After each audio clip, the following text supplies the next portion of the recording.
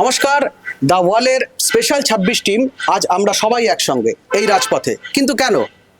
গতকাল দ্বিতীয় দফার ভোট শেষ হয়েছে এবং তারপর থেকে এই ২৯৪টা আসনে কে জিতবে কে হারবে এটা নিয়ে গোটা রাজ্য জুড়ে চর্চা। বিভিন্ন এক্সিট পোলের রেজাল্ট গতকাল থেকে আসতে শুরু করেছে। আমরা দ্য ওয়াল নিজেরা কোনো এক্সিট পোল করিনি, কিন্তু কোথাও আমাদের রিপোর্টাররা, যাদের দেখছেন আপনারা, এখানে রয়েছে রিপোর্টার এবং আমাদের ডেস্কের টিম যারা স্পেশাল ২৬ করেছেন, তারা গত এক মাস ধরে নিরন্তরভাবে ঘুরে বেরিয়েছে জেলা থেকে জেলায়, একের পর এক জেলায়। এই দুটি গাড়ি ছিল আমাদের সঙ্গে এবং এই দুটি গাড়ি বিভিন্ন জেলায়, বাড়িয়ে বলা হবে না, বেশ কিছুটা পরিচিতি লাভও করেছে। তারা কি দেখলো, তাদের চোখে এক্সিট পোল কেমন, আমাদের নিজেদের রিপোর্টারদের এক্সিট পোল কি, কোথায় কোন জেলায় কি তাদের কাছে পালস কি বুঝলো ভোটারদের, এই সমস্ত কিছু নিয়ে আমরা আজ আলোচনা করব। এবং যার কথা না বললে নয়, আমার সঙ্গে রয়েছেন দ্য ওয়ালের editor in chief Shankhadeep Das. আমি প্রথমে তোমাকেই জিজ্ঞেস করব, তোমার সাংবাদিক সত্তা গত এক মাস আমি দেখলাম জেলার পর জেলা তোমায় ঘুরিয়ে বেড়ালো, এত এখানকার রেসপন্সিবিলিটি সত্ত্বেও তুমি এক মুহূর্ত ছাড়োনি, যেটুকু সময় তুমি পেরেছো এখানে সেখানে। মুর্শিদাবাদ দিয়ে তুমি শুরু করেছিলে, তোমার কি মনে হলো, তোমার কি অভিজ্ঞতা যদি শেয়ার করো আমাদেরকে? দেখো, মুর্শিদাবাদ দিয়ে শুরু করেছিলাম কারণ হচ্ছে যে আমরা তো বলছি যে ভোট যুদ্ধ ধুন্ধুমার, এবং তো তুমি এবার গোটা ভোটটা যেভাবে হলো তাতে তারা যুদ্ধ যুদ্ধ ভাব, যদিও সেটা হওয়ার কথা ছিল না। একটা গণতন্ত্রের উৎসব আমরা বলি, তো বাংলায় যুদ্ধ বলতে তো পলাশিই বোঝায়। আর এবার মুর্শিদাবাদে ফার্স্ট ফেজে ইলেকশন। আরো কেন আমরা মুর্শিদাবাদ দিয়ে শুরু করলাম, তার কারণ হচ্ছে যে গতবার ভোটে মুর্শিদাবাদের তৃণমূলের একটা উইনফল গেইন দেখতে পেয়েছি। যেই মুর্শিদাবাদের তৃণমূল মাত্র দুটো আসনে জিতেছিল, তো সেখানে প্রায় 20টা আসনে তৃণমূল জিতে যাওয়া। তো কোয়েশ্চেন রিমেন যে এই 20টার মধ্যে তৃণমূল কটা ধরে রাখতে পারলো। সে কারণে আমরা মুর্শিদাবাদ দিয়ে শুরু করেছি। ফার্স্ট ফেজে ভোটও মুর্শিদাবাদে ছিল। তো মুর্শিদাবাদে কি হলো যে গত কয়েক মাস ধরে যেটা শুনতে পাচ্ছিলাম, আমি মুর্শিদাবাদে বেশ কয়েকবার গেছি, শুধুমাত্র এবার নয়, গিয়ে যেটা দেখছিলাম যে একটা ডিসকন্টেন্ট যে মুর্শিদাবাদে সংখ্যালঘুদের মধ্যেও কাজ করছিল। এবং যেহেতু মুর্শিদাবাদ গোটা জেলাটাই একটা সংখ্যালঘু অধ্যুষিত জেলা, সেখানে যদি সংখ্যালঘুদের মধ্যে একটা ডিসকন্টেন্ট কাজ করে, একটা হচ্ছে তৃণমূল সম্পর্কে ডিসকন্টেন্ট, আর একটা হচ্ছে এসআইআর নিয়ে ডিসকন্টেন্ট। এই দুরকম ডিসকন্টেন্ট আমরা, এসআইআর এর সবচেয়ে বেশি নাম বাদ পড়েছিল মুর্শিদাবাদে। তো এই ডিসকন্টেন্টের ফলে, দু ধরনের ডিসকন্টেন্ট, সেই ফলে যে মুর্শিদাবাদে কি ছবিটা সেটা বোঝার জন্য আমরা যাই। এবং মুর্শিদাবাদ বলতেই যে মানুষটির কথা এখন মনে পড়ে সেটা হচ্ছে অধীর চৌধুরী, কারণ অধীর চৌধুরী এখন মুর্শিদাবাদের টলেস্ট লিডার। তো অধীর চৌধুরী উনি লোকসভা ভোটে পরাস্ত হওয়ার পরে ফের বিধানসভা ভোটে প্রার্থী হয়েছেন। তো অধীর চৌধুরী বহরমপুর জিততে পারবেন। এবং মুর্শিদাবাদ এবারে যে একটা আলোচনা ছিল যে কংগ্রেসের একটা কামব্যাক হতে পারে, কংগ্রেস ভালো ফল করতে পারে। তো অধীর চৌধুরীরই যদি ভালো ফল না হয়, তাহলে কংগ্রেসের বাকি জায়গায় ফলাফল কি হবে? তো আমরা ওই যে মুর্শিদাবাদে কংগ্রেসের যে খুঁটি, অধীর চৌধুরী নামক যে খুঁটি, তার সাথে আমরা সেই জায়গাটা প্রথমে বুঝতে চাই।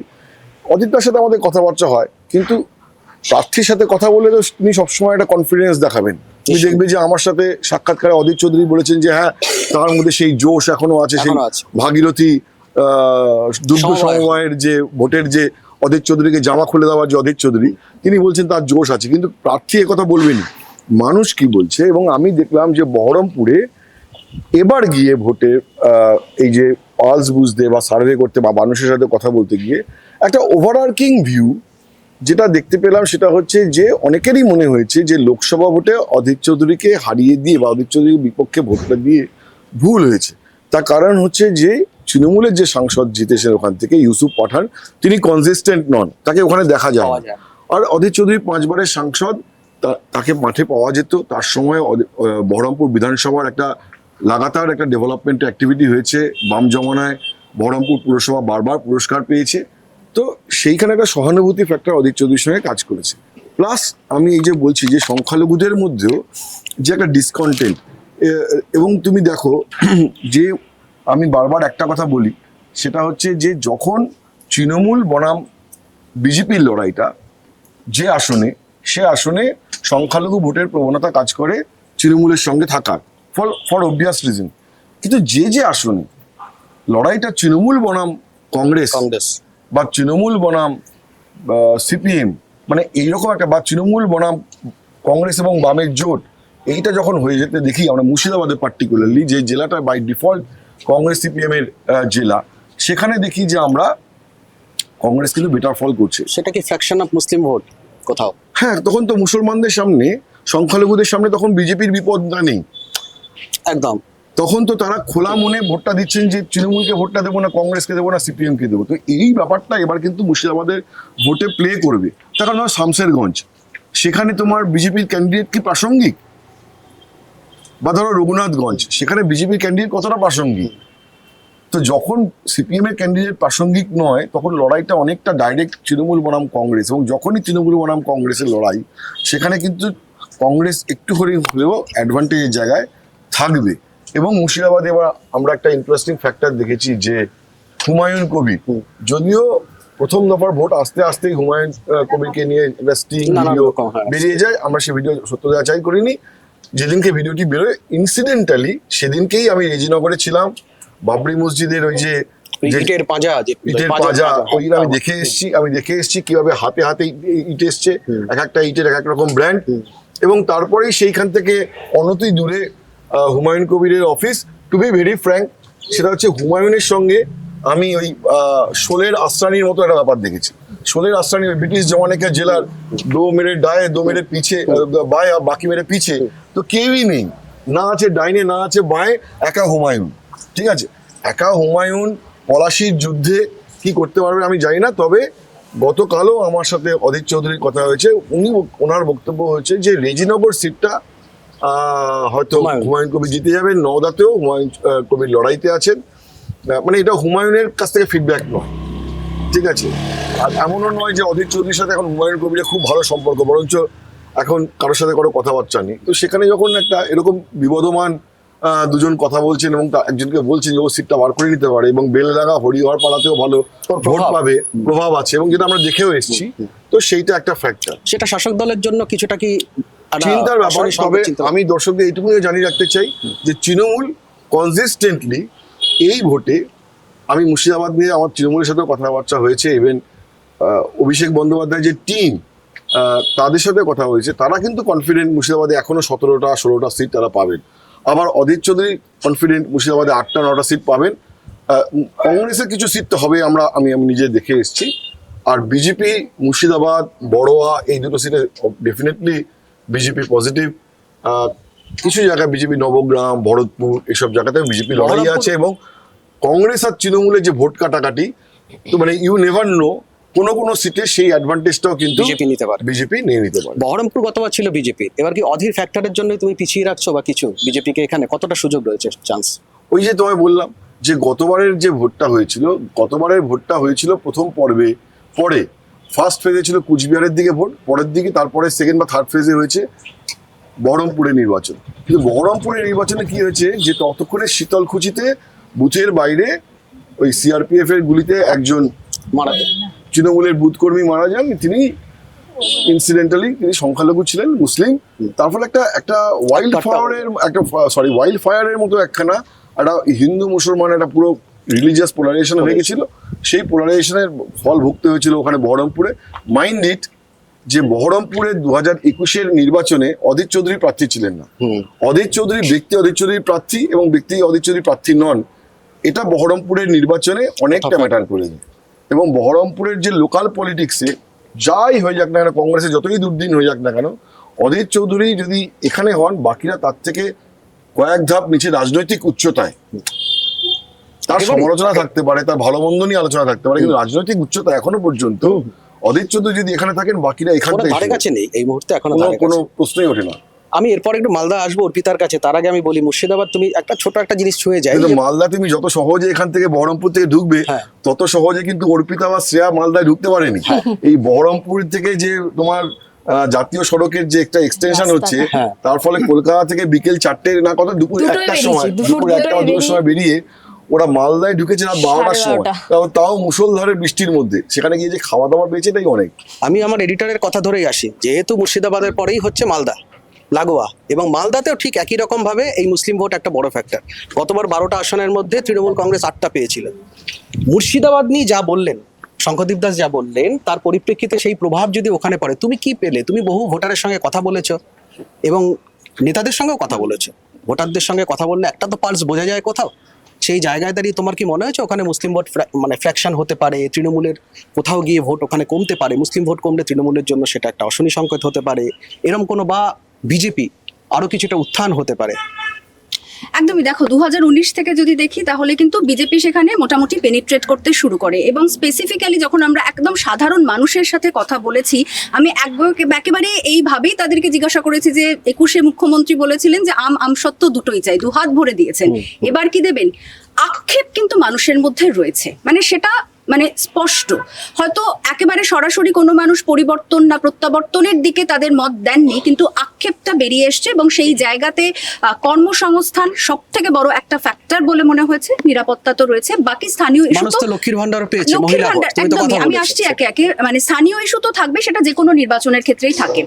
লক্ষ্মীর ভান্ডারের প্রসঙ্গে এমন কথাও তারা বলছেন যে আমরা লক্ষ্মীর ভান্ডার নিচ্ছি, আমাদের সুবিধা হচ্ছে, কিন্তু তা সত্ত্বেও আমাদের বাড়িতে যে ভবিষ্যৎ প্রজন্ম রয়েছে তাদের জন্য কিন্তু শুধুমাত্র এই লক্ষ্মীর ভান্ডারটা যথেষ্ট নয়, কর্মসংস্থান সেখানে চাই। কর্মসংস্থান চাই। এবার তুমি বললে যে সংখ্যালঘু ভোট ব্যাংক, সংখ্যালঘু ভোট ব্যাংকের এই যে পোলারাইজেশন, সেটা তো একটা স্পষ্ট, এবং বিজেপি যে শক্তি বাড়িয়েছে সেই আভাসটাও কিন্তু সেখানে পাওয়া গেছে। মালদাতে সব থেকে বেশি ইন্টারেস্টিং ফ্যাক্টর যেটা, সেটা হচ্ছে মৌসম বেনজিনুরের ঘর বাপসি, এবং কংগ্রেসকে নিঃসন্দেহে সেটা উজ্জীবিত করেছে। কিন্তু আমরা যখন মৌসমের সঙ্গে কথা বলেছি, বারবার তাকে যখন জিজ্ঞাসা করেছি, তিনি কিন্তু কোথাও গিয়ে ভোটারদের মধ্যে যাতে এই বিষয়টা, তার বারবার এই দল বদলটা তার কাছে প্রভাব না কাটা না ফেলে। হয়ে দাঁড়ায়, তিনি কিন্তু উল্লেখ করছেন যে আমি একেবারে গনি খানের মানে বরকত সাহেবের যে- বরকত সাহেবের কবর ছুঁয়ে আমি প্রতিজ্ঞা করেছি যে আমি দল আর ছাড়বো না। রাজনৈতিক জীবনে কোনোদিন দল ছাড়বো না। অর্থাৎ ব্যাক অফ দ্য মাইন্ড তারও কোথাও কাজ করছে যে দল বদল কোথাও গিয়ে কাটা না হয়ে দাঁড়ায়, প্রভাব না করে। মালতীপুরে আমরা গেছি, বহু মানুষের সঙ্গে আমি কথা বলেছি, আমার সাথে শ্রেয়া ছিল, শ্রেয়াও কথা বলেছে। এসআইআর নিয়ে আক্ষেপ একটা রয়েছে, মানে আমরা দেখেছি মানে পরপর বাড়ি জুড়ে এক একটা পরিবারে মানে 5 জন 6 জন 3 জন করে তাদের কার্ড নেই, তারা ভোটাধিকার দিতে পারবে না, সেই আক্ষেপ রয়েছে। এবং কথাও বলছে যে বর্তমান যিনি বিধায়ক রয়েছেন তিনি যখন এসছেন আমাদের সঙ্গে কিন্তু তারা সেই বিষয়টা নিয়ে কথা বলেননি, আমাদের পাশে তারা আসেননি। আমাদের যে এই ক্ষোভটা বা আমরা যে আমাদের এই অধিকারটা প্রয়োগ করতে পারবো না, গতকালই তিনি এসেছিলেন, তিনি এখান থেকে প্রচার করে বেরিয়ে গেছেন, আমাদের সঙ্গে কথা বলেননি। এই আক্ষেপের কথা কিন্তু তারা তুলে ধরেছে। এই একটা স্পষ্ট ছবি অন্তত মালদাতে আমরা তোমার সঙ্গে পেয়েছি। ছিল শ্রেয়া মালদাতে, এবং মালদাতে তুমিও যা দেখলে, তুমি তো ভোটের হাওয়া করেছো, এবং আমাদের ভোটের হাওয়া যথেষ্ট জনপ্রিয়তা লাভ করেছে, বিভিন্ন জায়গায় করেছো। মালদায় তুমি কি বুঝলে? ভোটারের সঙ্গে ডাইরেক্ট তোমার কমিউনিকেশন হয়েছে, কি দেখো, বুঝলে তুমি? মালদায় আমরা অনেক জায়গায় গেছি, ঘুরেছি, কথা বলেছি, বিশেষত যে একটু ভেতরের যে এরিয়া, গ্রামীণ এরিয়া, সেখানে গিয়ে সেখানের মানুষের পালস আর শহরের মানুষের পালস কিন্তু পুরোপুরি আলাদা। গ্রামীণ যেখানে জায়গা, সেখানের মানুষ বলছে পরিবর্তন চাই। এবার সেই পরিবর্তনটা চাই? কেন চাই সেটা যখন আমি প্রশ্ন করছি, তারা কিন্তু সেটার উত্তর সেভাবে দিতে পারছে না। তবে তাদের মধ্যে এটা রয়েছে যে তারা পরিবর্তন চায়, তার কারণ হচ্ছে এত বছর যে সরকার ছিল তাদের থেকে তারা সেই আশা মতো ফল পায়নি। এটা কি প্রতিষ্ঠান বিরোধী তার হাওয়া কিছু মনে হয়েছে নাকি? কিছুটা তো ছিল, কিছুটা প্রতিষ্ঠান বিরোধী হাওয়া ছিল, তবে পুরোটা নয়। পুরোপুরি তারা সামনে আসতে পারছে না। এবারের ভোটে আমরা দেখেছি পুরো হাওয়াটা একটু চাপা, মানে মানুষ যতটা বলতে আগে স্বাচ্ছন্দ্য বোধ করতো, এইবারের ভোটে কিন্তু এই ততটাও সরকারের সেভাবে আমলে তো বলছে প্রতি না। ঘরে ঘরে বেনিফিশিয়ারি আছে, সেই রয়েছে। প্রকল্প পাচ্ছে, সে তারপর কেন প্রকল্প বলছে? পাচ্ছে, তারপরে আমরা যখন বলছি তারা বলছে যে বিজেপি বলছে সরকারে আসলে এত টাকা দেবো। যে লক্ষ্মীর ভান্ডারের যে ফ্যাক্টরটা, অন্নপূর্ণা ভান্ডার 3000 টাকা, লক্ষ্মীর ভান্ডার 1500 টাকা, তো এই ফ্যাক্টরটা তাদের মাথায় কিন্তু কাজ করছে। তবে আবার আরেকটা সাইড রয়েছে, তারা বলছে যে যদি বিজেপি আসে, যদি 3000 টাকা দেয়, তাহলে আমরা এটা কি করে বিশ্বাস করব? কারণ যেখানে অলরেডি বিজেপি শাসিত সরকার রয়েছে সেখানে তো তারা টাকা পাচ্ছে না, বা টাকা পেলেও কতটা যেমন আমরা trust করা যায়? হ্যাঁ কতটা ট্রাস্ট করা যায়, তো এই জায়গাটা কিন্তু একটা রয়েছে এবং সেটা আমরা দেখেছি। তার মানে এখানে একটা এখানে ছোড়া- শ্রেয়াকে আমার একটা কথা জিজ্ঞাসা আছে, হ্যাঁ। যে বিজেপিও মনে করে না যে 3000 টাকা দেওয়ার ফলে পুরো যে লক্ষ্মীর ভান্ডারের জন্য যে তৃণমূলের বেনিফিশিয়ারি গ্রুপ, সেই গ্রুপটা পুরো উঠে গিয়ে বিজেপির ঘরে বসে যাবে। বিজেপির একটা অঙ্ক আছে, বিজেপি মনে করে যে প্রতি 100 জনের মধ্যে যদি 5 জন বা 6 জন মহিলাও যদি মনে করে যে ফরগেট অ্যাবাউট 3000 টাকা, যদি মনে করেন যে হ্যাঁ বিজেপি ক্ষমতায় এলেও লক্ষ্মীর ভান্ডার বন্ধ হবে না, তাহলেই তাদের মধ্যে যে প্রতিষ্ঠান বিরোধিতার যে ব্যাপার স্যাপারগুলো রয়েছে এবং সেটা নিয়ে যদি তারা ওপিনিয়ন তৈরি করে বিজেপির দিকে ভোট দেন, শিফট করেন, তাহলে কি হবে কি যে 100 জনে 6 জন মহিলা গেলেও যে একটা শিফট, একটা ভোট সুইং, মহিলা ভোটের সুইং তারা দেখতে পাবে। তো তার ফলে বিজেপিও কিন্তু এক্সপেক্ট করছে না যে এই 3000 টাকা, এবং যে কারণে বিজেপি কিন্তু লক্ষ্মীর ভান্ডারের জায়গায় অন্নপূর্ণা ভান্ডারও বললো, সেটা আগে সুকান্ত বলেছিল, কিন্তু বিজেপি ম্যানিফেস্টে কোনো প্রকল্পের নাম নেই। কারণ প্রকল্পের নামটা এই কারণেই রাখেনি সুচিন্তিত ভাবে যে লোকে যেন কনফিউজ না হয় যে লক্ষ্মীর ভান্ডার বন্ধ হয়ে যাবে। একটা নতুন ভান্ডারের নাম দেওয়া মানে তাহলে কি ওই ভান্ডারটা বন্ধ হয়ে যাবে? তো এই লক্ষ্মীর ভান্ডার যে কন্টিনিউ করবে, আমি শ্রেয়াকেই জিজ্ঞাসা করবো, মানে লক্ষ্মীর ভান্ডার যে- একটা এক্সটেন্ডেড যে ভার্সন। মানুষের অন্তত এত লোকের সাথে কথা বলে কি মনে হয়েছে যে একজন, দুজন বা তিনজন মহিলাও যারা মনে করছেন যে হ্যাঁ বিজেপি ক্ষমতায় এলেও লক্ষ্মীর ভান্ডার বন্ধ হবে না? অবশ্য এটা মনে হয়েছে স্পষ্ট। তারা যখন আমি জিজ্ঞেস করেছি, মালতীপুরের কথাই আমি বলি, যে যখন মৌসুমের ইন্টারভিউ হয়ে যাওয়ার পর আমরা গ্রামের যে মহিলারা, যে গ্রামে বসে, যে গ্রামের বাড়ির দাওয়ায় বসে আমরা ইন্টারভিউ করেছি, তাদের মহিলাদের সঙ্গে, সেখানকার মহিলাদের সঙ্গে যখন কথা বলেছি, তারা কিন্তু লক্ষ্মীর ভান্ডার পান। তারা চাইছে সেটা কন্টিনিউ হোক, কিন্তু তাদের যে উনুনটা, তাদের যে ঘরের ভেতরে যে চুল্লি, যে যে রান্নার যে জায়গাটা, সেটা যাতে তাদের আরো বেশি মতো, তাদের বাড়ির যে ছেলে মেয়ে তাদের যাতে কর্মসংস্থান আরো বাড়ে, সেই জায়গাটা থেকে কিন্তু তারা একটা ক্ষোভ প্রকাশ করেছে, যেটা ওই গ্রামের প্রত্যেকের মধ্যে রয়েছে। এবং যেটা অর্পিতাদি বললো, যে একটা ওই এসআইআর এ নাম বাদ যাওয়া, তাদের যে ভোটাধিকার চলে যাওয়া, এটার জন্য এই ক্ষোভটা এটার জন্য রয়েছে। তারা কাকে দায়ী বলে মনে করছে? এটার জন্য কিন্তু তারা এইখানে যে তখনকার যেখানে সরকার, তাকে দায়ী করছে, মানে- বর্তমান যে সরকার, মানে সেটা কি বিজেপি কেন্দ্রের সরকার না রাজ্যের রাজ্যের সরকার? রাজ্যের সরকার। ইন্টারেস্টিং রাজ্য এসআইআর এর সরকার। জন্য যেটা, যদি আজকে মালদাতে, হ্যাঁ। যেই মালদাতে আজকে এত কিছু ভোটের পরেও তৃণমূলের একটা আশা যে মোথাবাড়ির ঘটনা, যেটা এসআইআর নিয়ে একটা বড় সংঘাতের জায়গায় চলে গেছিল, মোথাবাড়িতে বিএলও সরি ওই জাজেদের, বিচারকদের আটকে হ্যাঁ। রেখে দিয়েছে, দেওয়া হয়েছিল ওখানে। তৃণমূল মনে করে যে ওই যে এসআইআর এর ক্ষোভ, সেই ক্ষোভটার কারণে মালদা মুর্শিদাবাদেও সংখ্যালঘু ভোটটা একটা হয়ে গেছে। আজকে যদি শ্রেয়া যে কথাটা বলছে যে যে এসআইআর এর জন্য যদি আজকে মালতীপুরেও যদি 4টে লোক মনে করে যে না তৃণমূল সরকার এটার জন্য দায়ী, তাহলে কিন্তু এটা একটা সিগনিফিকেন্ট নোট করার মতো বিষয়, একেবারে। যে তার মানে 100% কনসোলিডেশন অফ মুসলমান বা সংখ্যালঘু ভোট, এটা কতটা হচ্ছে, এটা কিন্তু এই কথাটাতে একটা প্রশ্নচিহ্ন রয়ে গেল। এবং শাসক দলের তৃণমূল কংগ্রেসের এসআইআর ইস্যু ছিল, এসআইআর এর জন্য মানুষের হয়রানি বা কিছু, এটা তো প্রথম থেকেই এই ইস্যুটা ধরে চলেছে, সেখানেও তো একটা সংশয় রাখছে। বড় সংশয় আমি লাগছে। তোমাকে তো বলেছি, এর আগেও বলেছি, যে আমরা যখন এই যে যতজন এখানে স্পেশাল 26 নিয়ে রাস্তায় বেরিয়েছিলেন, তারা যখন মানুষের সঙ্গে কথা বলেছেন, দ্য ফার্স্ট রিয়াকশন কখনোই কি এসআইআর ছিল? না, একদমই না। না। প্রথম রিয়াকশন যখন বলা হয় যে- এসআইআর নিয়ে হ্যাঁ, ভোট, বল। আমি ভোট কাকে দেব বা কাকে দেব না, এরকম ভাবে তো ডাইরেক্টলি কেউ বলেনি। কিন্তু ভোটের বিষয় নিয়ে যখন আমরা আলোচনা করতে গেছি, কোনো মানুষকে জিজ্ঞাসা করে দাদা কি মনে হচ্ছে এবার, তখন যে মানুষ প্রথম কথাটা বলেছেন সে তৃণমূলের পক্ষে হোক এরা বা বলছে BJP-র রাগ ক্ষোভ থাকলে এসআইআর দিয়ে শুরু করতো, এইরকম কিন্তু কোনো ছবি আমরা পাইনি। মুর্শিদাবাদ বলো, বীরভূম বলো, নদিয়া বলো, 2 মেদিনীপুর বলো, ঝাড়গ্রাম বলো, এইরকম ডিরেক্ট এসআইআর দিয়ে শুরু করেছে, এমনটা কিন্তু আমরা এমনকি পাইনি। ভোটের লাইনেও যারা দাঁড়িয়েছেন গতকাল বা ফার্স্ট ফেজে, তাদেরও কিন্তু প্রথম রিয়াকশন কোথাও এসআইআর নিয়ে ক্ষোভ বা কিছু সেরকম কিন্তু উঠে আসেনি। উৎসাহের মেজাজে মানুষ ভোট যে দিয়েছে। মানুষের নাম ওঠেনি তাদের মধ্যে ডেফিনেটলি একটা ক্ষোভ আছে, এটা অবশ্যই। নিয়ে কোনো ডিনাইং নেই। এবং গোটা এসআইআর প্রসেসে যার দায়িত্ব থাকুক না কেন, কেন্দ্রের হোক বা রাজ্যের হোক বা ইলেকশন কমিশনের হোক, একটা অব্যবস্থার জায়গা আমরা দেখেছি। তবে সংকট এখানে বলি একটা, আমার কথা মনে হয়েছে যে হয়তো মানুষ চাপে হোক, বাধ্য হয়ে হোক বা এমনি হোক, এসআইআরটা মেনে নিয়েছে। যদি না মেনে নিত, এই যে ভোটটা হয়ে গেল, 2 দফার ভোট, 27 লক্ষ নাম এখনো বাইরে ডিলিটেড, তাদের কিন্তু কোনো ক্ষোভ বিক্ষোভ আমরা কিন্তু সেভাবে দেখিনি। এখান থেকে আমার মনে হচ্ছে যে বাধ্য হয়ে হলেও এই এসআইআরটা কিন্তু মানুষ মেনে নিয়ে এই ভোটটা হয়ে যাক, পরে দেখে নেওয়া যাবে। এইটা কিন্তু আমার একটা ব্যক্তিগত মত। ওইটা আমি বললাম, ওটাকে নোট করার মতো, যে আমরা কিন্তু এইখানে যারা আছে কেউ কিন্তু মানুষের সাথে কথা বলতে ফার্স্ট এসআইআর দিয়ে শুরু হচ্ছে, এই এক্সপিরিয়েন্স নেই। অনেকখানা সময় লাগবে। তুমি সবে মালদায় আছো, এবার তোমাকে দিনাজপুরে যেতে হবে। আমি দিনাজপুর যাচ্ছি, তার আগে একটা ছোট্ট কথা, যেটা হচ্ছে যে তুমি তখন শামসেরগঞ্জ বা রঘুনাথগঞ্জ বলেছিলে, ওখানকার একটা রসায়ন বুঝিয়েছিলে, এবং সেখানে দেখো তুমি পোল পার্সেন্টেজ বিশাল ছিল, হিউজ। হিউজ, মানে 93% ছাপিয়ে গেছে ওখানে। এক একটা আমরা যদি বিধানসভা ধরি, 96 96% হয়েছে ছাপিয়ে। এবং 96 যেটা তৃণমূল বলছে বা অনেকেই বলছেন, যেটা সিম্পল অ্যারিথমেটিক, যেহেতু নাম্বার অফ ভোটারটা কমে গেছে, তালিকা কম, হ্যাঁ। বেসটা কমে গেছে, তার ফলে হচ্ছে যে পার্সেন্টেজটা বেড়ে গেছে। কিন্তু আমরা দেখছি যে সেই হিসাব করলেও ব্যাপারটা 93, 94 পর্যন্ত যায়, কিন্তু 96 যখন যায় তখনই এক্সট্রা 2% একটা সার্জ, তাও মানে কম হলেও 2% একটা সার্জ আমরা দেখতে পাচ্ছি। সেইটা হচ্ছে যে যে একটা চিন্তার ব্যাপার। এটা কি কোথাও এসআইআর এর জন্যই মনে হচ্ছে যে ভোট পার্সেন্টেজটা এত বেশি?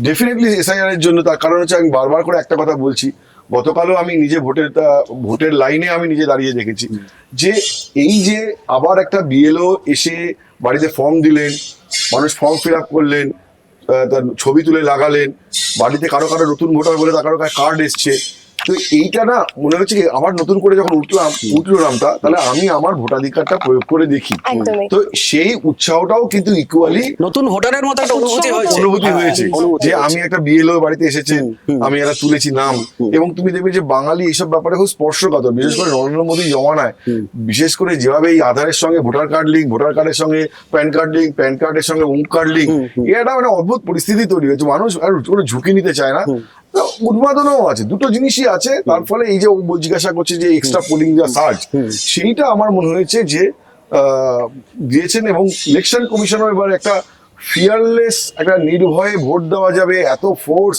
একটা কনফিডেন্স বিল্ডিং মেজার, সেটাও মানুষের মধ্যে একটা কিন্তু তৈরি করে দিতে পেরেছে যে না, আস্থা। আমি ভোটটা দিতে গেলে ভাই আমি নিজের ভোট নিজে দেবো। এবং অনেকের সঙ্গে এবং সেটা আমরাও নোটিস করেছি। হ্যাঁ এবং সেটা হচ্ছে যে একটা যে গত দুটো ফেজের ভোটে সেটা মানুষ তো নিজের ভোট নিজে দিতে পেরেছে। নির্বাচন কমিশনের দাবি নয়, আমাদের রিপোর্টার এবং আমরাও যেটা চোখে দেখেছি সেটা মানুষ নিজের ভোট নিজে দিয়েছে। বাংলার ভোটে একটা চিরকালীন সংলাপ ছিল, আমার ভোটটা গিয়ে দেখলাম পড়ে গেছে। হ্যাঁ হ্যাঁ এইটা কি আমরা কালকে থেকে কোথাও পেয়েছি? আমি শুরুতেই বলবো মানে নির্বাচন কমিশনকে মানে ধন্যবাদ প্রাপ্য আর কি। আমি 11-র পর থেকে অনেকগুলো নির্বাচন কভার করেছি, কখনো আমি বা কখনো আমার সহকর্মী মার খেয়েছেন, গাড়ি ভাঙচুর হয়েছে। এই প্রথম কোনো ইলেকশন, 26-এ ইলেকশন, দুটো দফা ইলেকশন, একটা রিপোর্টারের গায়ে আঁচড় পড়েনি। এটা আমরা সাংবাদিক হিসেবে আবারও ধন্যবাদ জানাবো। এবং এই রকম ভোট আমি তো মানে যখন থেকে এই পেশার সঙ্গে রয়েছি এই ভোট কিন্তু দেখিনি। অতএব যেভাবে অনেকেই বলছেন যে কেন বাংলায় কি যুদ্ধ হচ্ছে, এইরকম ভাবে সাজোয়া গাড়ি, এত সেন্ট্রাল ফোর্স, কিন্তু দিনের শেষে সেই রকম যে ছবিটা আমরা অতীতে দেখে এসেছি, মানে খুন, মার্ডার, বোমা, বন্দুক, এইরকম ঘটনা কিন্তু হয়নি। মানে ও যেটা বলতে চাইছে সেটা হচ্ছে সেন্ট্রাল ফোর্সকে দেখে মানুষ ভয় পেয়েছে এরকম নয়, না, একদম। বরঞ্চ বড় ভয় পেয়েছেন বলে মনে হয়েছে যে ভাই নিশ্চিন্ত নিজের এবং ভোটটা সেই নিজে দেবো। জন্যই তো ফলতা, ডায়মন্ড হারবারের মতো জায়গায় মানুষ লাইন দিয়ে ভোট দিচ্ছে, বিকেল সন্ধ্যে পর্যন্ত লাইন। রফিক, আমি একটা বিষয় তোমায় প্রশ্ন করবো। তুমি যেটা বললে এরকম নির্ভয়ে তুমি সাংবাদিকতা করেছো এতদিন ধরে, এতটা নির্ভয় তুমি করতে পারোনি কোথাও। হ্যাঁ, আর একটা মানে কথাও ছিল কোথাও আতঙ্ক থাকতো এবার যে দেখো, জেলায় ঢুকছি মানে আমাদের গাড়ি ভাঙচুর হতে একটা পারে, narrative মার আছে, খেতে হতে পারে, একটা এটা নিয়ে আমরা এগোতাম। এই যে ভোটার এত যে ভোট পার্সেন্টেজ করেছে, তারপর একটা ন্যারেটিভ আছে যে কোথাও গিয়ে 2 বা 3% বা 2.5% একটা ভোট, যেটা কোথাও গিয়ে একটা ভুয়ো ভোটের একটা হ্যাঁ, জল, অভিযোগ জল, থাকতো, জল, জল জল। ভোটের। তুমি কি মনে করো যে তার মানে এইটা এবার ছাকনি দিয়ে দেখো একদম যেভাবে আমরা ভোট দেখেছি, আমার পাশে সঞ্জুদা রয়েছে, বিভিন্ন জায়গায় গেছে, এই যে ছাপ্পা ভোট দিয়ে চলে এসছে, কেউ বলছেন চিল্লে যে আমার ভোটটা কেন পড়ে গেল, এই ছবি কিন্তু এবারে সেভাবে কেউ দেখতে পায়নি। কি সংবাদ? কিন্তু রফিকের একটা অভিজ্ঞতা আছে বহরমপুরে গিয়ে, যে আমি রফিক আসবো, ওটা আসবো না না অবশ্যই। আসবো না, আমরা এখনই আসবো, কারণ আমাদের তো মালদা মুর্শিদাবাদে, আমরা মালদায় চলে গেছি মুর্শিদাবাদ থেকে একদম। কিন্তু এই যে বহরমপুরে গিয়ে রফিকের যে অভিজ্ঞতা, যে আমরা যখন বহরমপুরে এরকম গিয়ে ভক্স পপ করতে যাই, তারপরে কংগ্রেসের একজন সমর্থক তৃণমূলের একজন সমর্থকের উদ্দেশ্যে কিছু কথা বলেন, যে মুখে উনি মাস্ক পরেছিলেন, মানে এই গুন্ডা ভাই। হ্যাঁ হ্যাঁ, এই কথা বলার পরে যে মারপিট, এবং তারপরে তো রফিককেও গিয়ে 2 ঘন্টা থানায় বসে থাকতে হয় যে কেন ওয়াল, কেন এরকম একটা বিতর্কের জায়গা তৈরি করেছিল, কিন্তু ওয়ালে কোনো দায় ছিল না। আসলে ঠিক। পুরো বিতর্ক সবার পুরো ব্যাপারটা উতরে যাওয়ার পরে যে ঘটনাটা ঘটলো, একটা বক্তব্যকে ঘিরে এতটাই মারপিটের জায়গায় হলো যে বেচারা কংগ্রেসের কর্মীকে তৃণমূলের ওখানে সমর্থকরা যা বিধরক মা, তাকে তো প্রায় হাসপাতালে ভর্তি করতে হয়েছে। এইটা কিন্তু রফিকের একটা মানে এবং আমাকে মানে ঘাড়ে আমার ভাবে লাগলো, আমাকে 3 দিন ভুগতে হলো। মানে মাঝখানে যেহেতু পড়ে গিয়েছিলাম, দুজনে মারপিট করছিল, আমরা চেষ্টা করেছিলাম যাতে মারপিট বা এই ধরনের না হয়। এবং সৌম্যদীপ পাশে ছিল, সৌম্যদীপ দেখলাম একজন বাঁশ নিয়ে আসছে, সৌম্যদীপ বাঁশটাকে সঙ্গে সঙ্গে নিয়ে নিচ্ছে। তো আমরাও চেষ্টা করেছিলাম বলে ওই গন্ডগোলটা একটা জায়গায় গিয়ে থেমে গিয়েছিল। যদিও পরবর্তী সময় যেহেতু মানে পুলিশের ব্যাপার ডেকেছিল, 2 ঘন্টা ছিলাম, লাস্টে পুলিশ বুঝতে বাধ্য হলো যে আমাদের কোনো রকম কোনো দায় নেই। এবং পরে ওই থানার আইসি তিনি বলছেন যে আমি দেখলাম ভিডিওতে যে আপনি শেষ পর্যন্ত ছিলেন, পালিয়ে যাননি। এটা দেখেই পরিষ্কার যে আপনি কিন্তু গন্ডগোলটা তৈরি করার চেষ্টা করেননি। মানে যেটা একটা তৈরি করা হয়েছিল যে আমরাই যে প্রোগ্রামটা করে হয়তো কোনো গন্ডগোল তৈরি করেছি, সেটা কিন্তু আইসিও স্বীকার করেছে। এটা আরেকটা দিক উঠে আসছে, যেটা হচ্ছে কংগ্রেস এবং তৃণমূলের মধ্যে। তুমি যে বলছিলে মুর্শিদাবাদের যে সিটগুলোতে হচ্ছে কংগ্রেস তৃণমূলের মধ্যে ভয়ঙ্কর রকম একটা লড়াই হবে, তুমি যেটা শুরু করেছিলে বহরমপুরে, সেটা বোঝা গেল। বহরমপুরে Just একটা বোঝা গেল, trend বোঝা গেল যে একদম। কোথায় যাবে। আমাদের হ্যাঁ, হ্যাঁ। ওয়ালের প্রোগ্রাম ঘিরে যেটা হলো, মানে কংগ্রেস যদি হ্যাঁ। এতটাই অপ্রাসঙ্গিক হতো হ্যাঁ। বহরমপুরে, তাহলে গিয়ে তৃণমূলের ওইরকম গিয়ে একদমই। কংগ্রেসের উপরে চড়াও হওয়ার মতো ঘটনা ঘটতো না। এটা রাজনৈতিক কিন্তু ভাবে- আমার এখন মনে হচ্ছে তোমার কিন্তু আবার দিনাজপুরে চলে যাওয়া আচ্ছা। উচিত, আর তুমি কিন্তু মালদা বা মুর্শিদাবাদ অনেকক্ষণ আটকে হ্যাঁ, আছো। অনেকটাই আমরা আটকে ছিলাম। এবং দিনাজপুর মানে তো আমাদের সেই অর্পিতা এবং শ্রেয়া, হ্যাঁ। দিনাজপুরে গেছিলে তো, অর্পিতার কাছেই আসি আমার। দিনাজপুরে তুমি কি বুঝলে?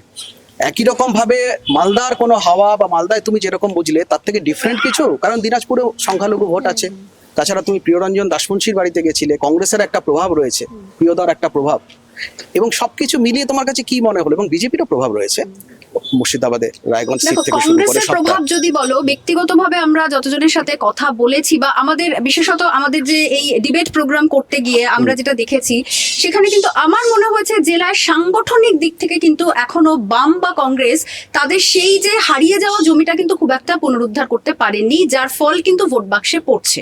সেখানে অনেক বেশি বিজেপি কিন্তু সাংগঠনিক দিক থেকে তারা শক্তি বাড়িয়েছে, এটা কিন্তু অস্বীকার করার কোনো জায়গা নেই। উত্তরবঙ্গে যে বিজেপির সংগঠন শক্তিশালী, একদম। সেটা উত্তর দিনাজপুরে তুমি টের পেয়েছো। টের পেয়েছি, একেবারে সেই পালসটা কিন্তু পাওয়া গেছে, আমরা প্রত্যেকটা জায়গাতেই সেটা পেয়েছি।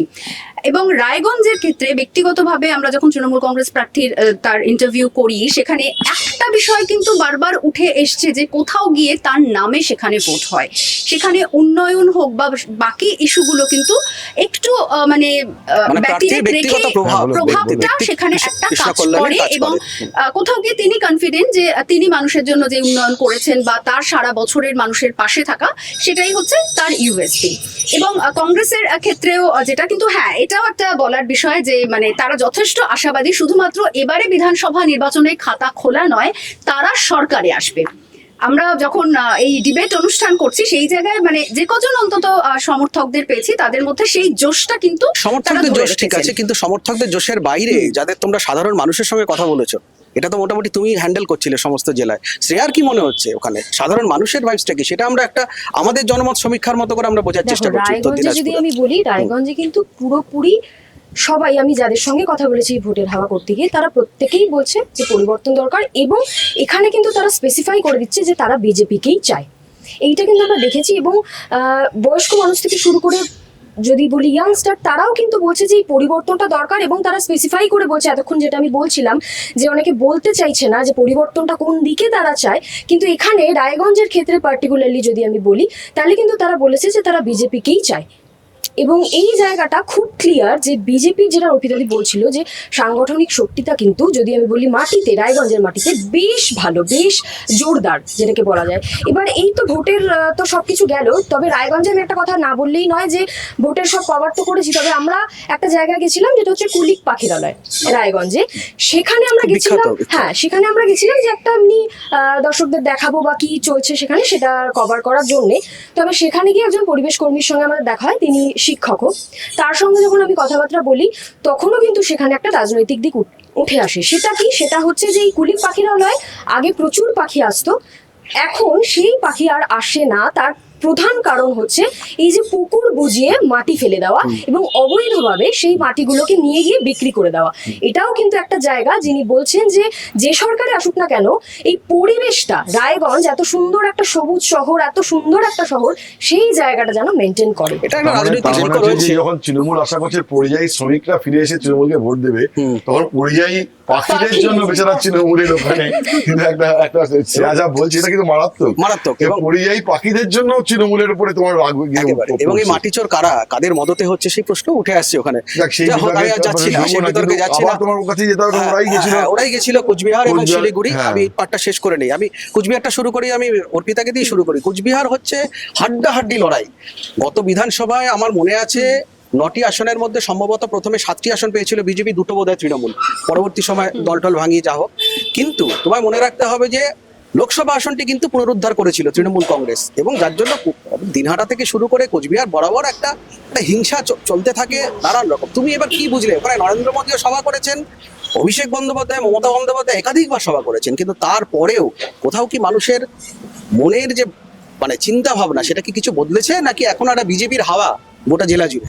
না, আমি সেই এভাবেই হাওয়াটা তোমায় কিন্তু জিজ্ঞেস করবো। আছে, এবং সেটা গোটা উত্তরবঙ্গ জুড়ে সেই হাওয়াটা আমরা ফিল করেছি। এবং এই যে তুমি বললে সবসময় একটা উত্তেজনার ছবি, এটাও কিন্তু আমরা কাজ করতে গিয়ে ফিল করতে পেরেছি। তার কারণ যখন আমাদের একটা ডিবেট অনুষ্ঠান ছিল, সেখানে কিন্তু শুরুতে আমাদের একটা বিশেষ রাজনৈতিক দলের সমর্থকরা সেখানে আসতে তারা পারেননি। তার কারণ হচ্ছে তার আগেই দুটি রাজনৈতিক দলের মধ্যে সংঘর্ষ হয়, এবং তারপরে এরকম একটা ভয়ও কাজ করে যে নির্দিষ্ট কিছু এলাকায় যে সাংগঠনিক মানে যে রাজনৈতিক দল মজবুত, সেখানে গিয়ে যদি তারা সেই অনুষ্ঠানটা করে, হয়তো শেষ পর্যন্ত আরো একটা মানে রক্তপাতের জায়গায় সেটা পৌঁছে যাবে। অর্থাৎ নির্বাচনের আগেও এই একটা চাপা উত্তেজনা কিন্তু রাজনৈতিক দলগুলির মধ্যে ছিল। কোচবিহারে যেটা হচ্ছে যে অর্পিতার কথা কথায় যেটা বোঝা যাচ্ছে যে হাওয়া খুব একটা বদলায়নি, একটা হাওয়া এখনো বিজেপির অনুকূলে রয়েছে।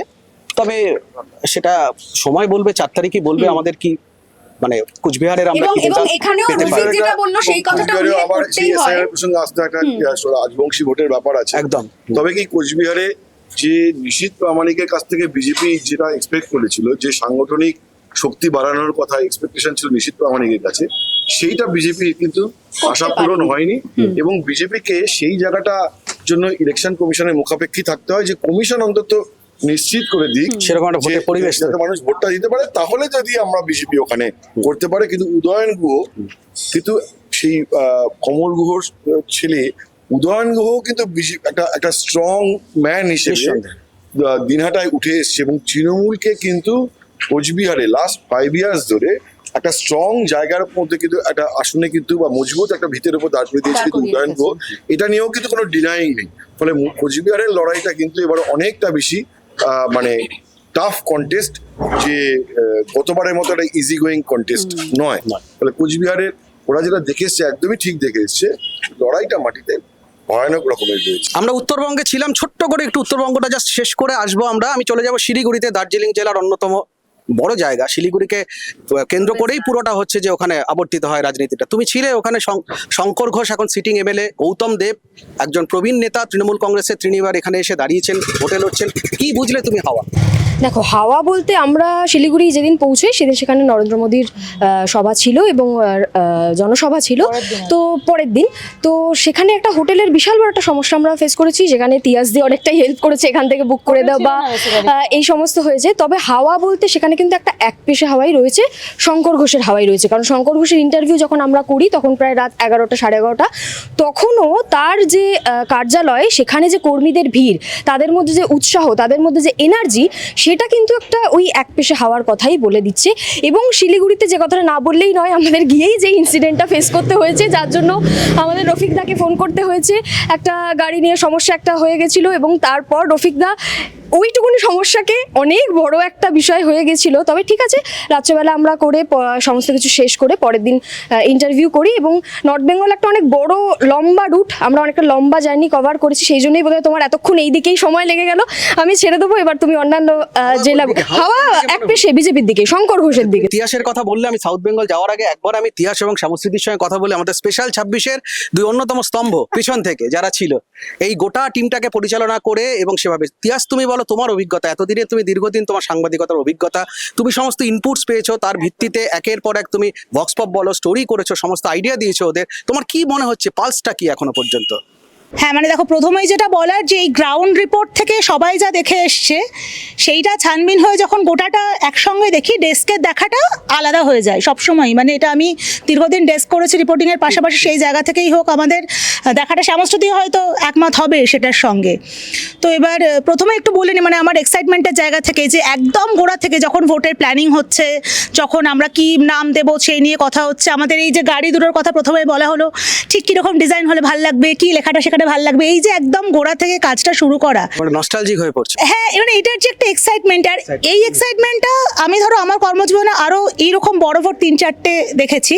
তো এতটা ইনভলভমেন্ট, এতটা এফার্ট, এতটা বড় করে কভারেজ মানে আমি অন্তত পাইনি, সেই জন্য হয়তো আমার এক্সাইটমেন্ট একটু বেশি আর কি। তো সেই জায়গা থেকে গাড়িগুলো বেরোলো, আমরা টাটা করলাম, তারা সবাই খবর দিচ্ছে। হ্যাঁ, এবার আসি আজকে যেটা নিয়ে কথা হচ্ছে, যে এই ভোটটার পরে কি হবে, সবার যেটা কৌতূহল, আমারও কৌতূহল।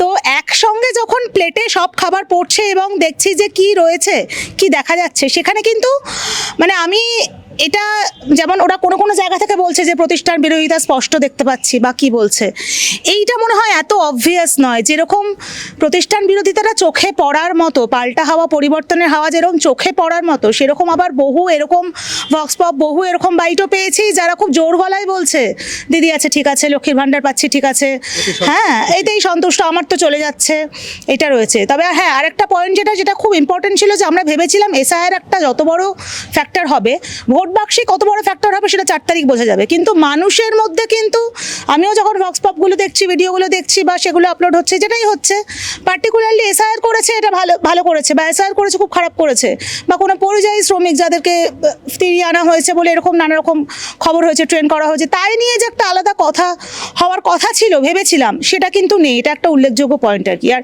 ভোট বাড়া নিয়ে যেটা ভোট পার্সেন্টেজ, যেটা মারাত্মক 96% পর্যন্ত প্রথম দফায় গেছে, দ্বিতীয় দফাও প্রায় কাছাকাছি ছুটেছে, সেখানে বোধহয় একটা জিনিস খুব বড় পয়েন্ট, এবং আমাদের ভক্স পপগুলোতেও একটা পয়েন্ট উঠে আসছে, মহিলারা কিন্তু অনেক বেশি ভোকাল, এবং এই বেড়ে চাওয়া ভোটারদের মধ্যেও মহিলাদের সংখ্যা অনেকটা বেশি, যতটা আমি পরিসংখ্যান পেয়েছি।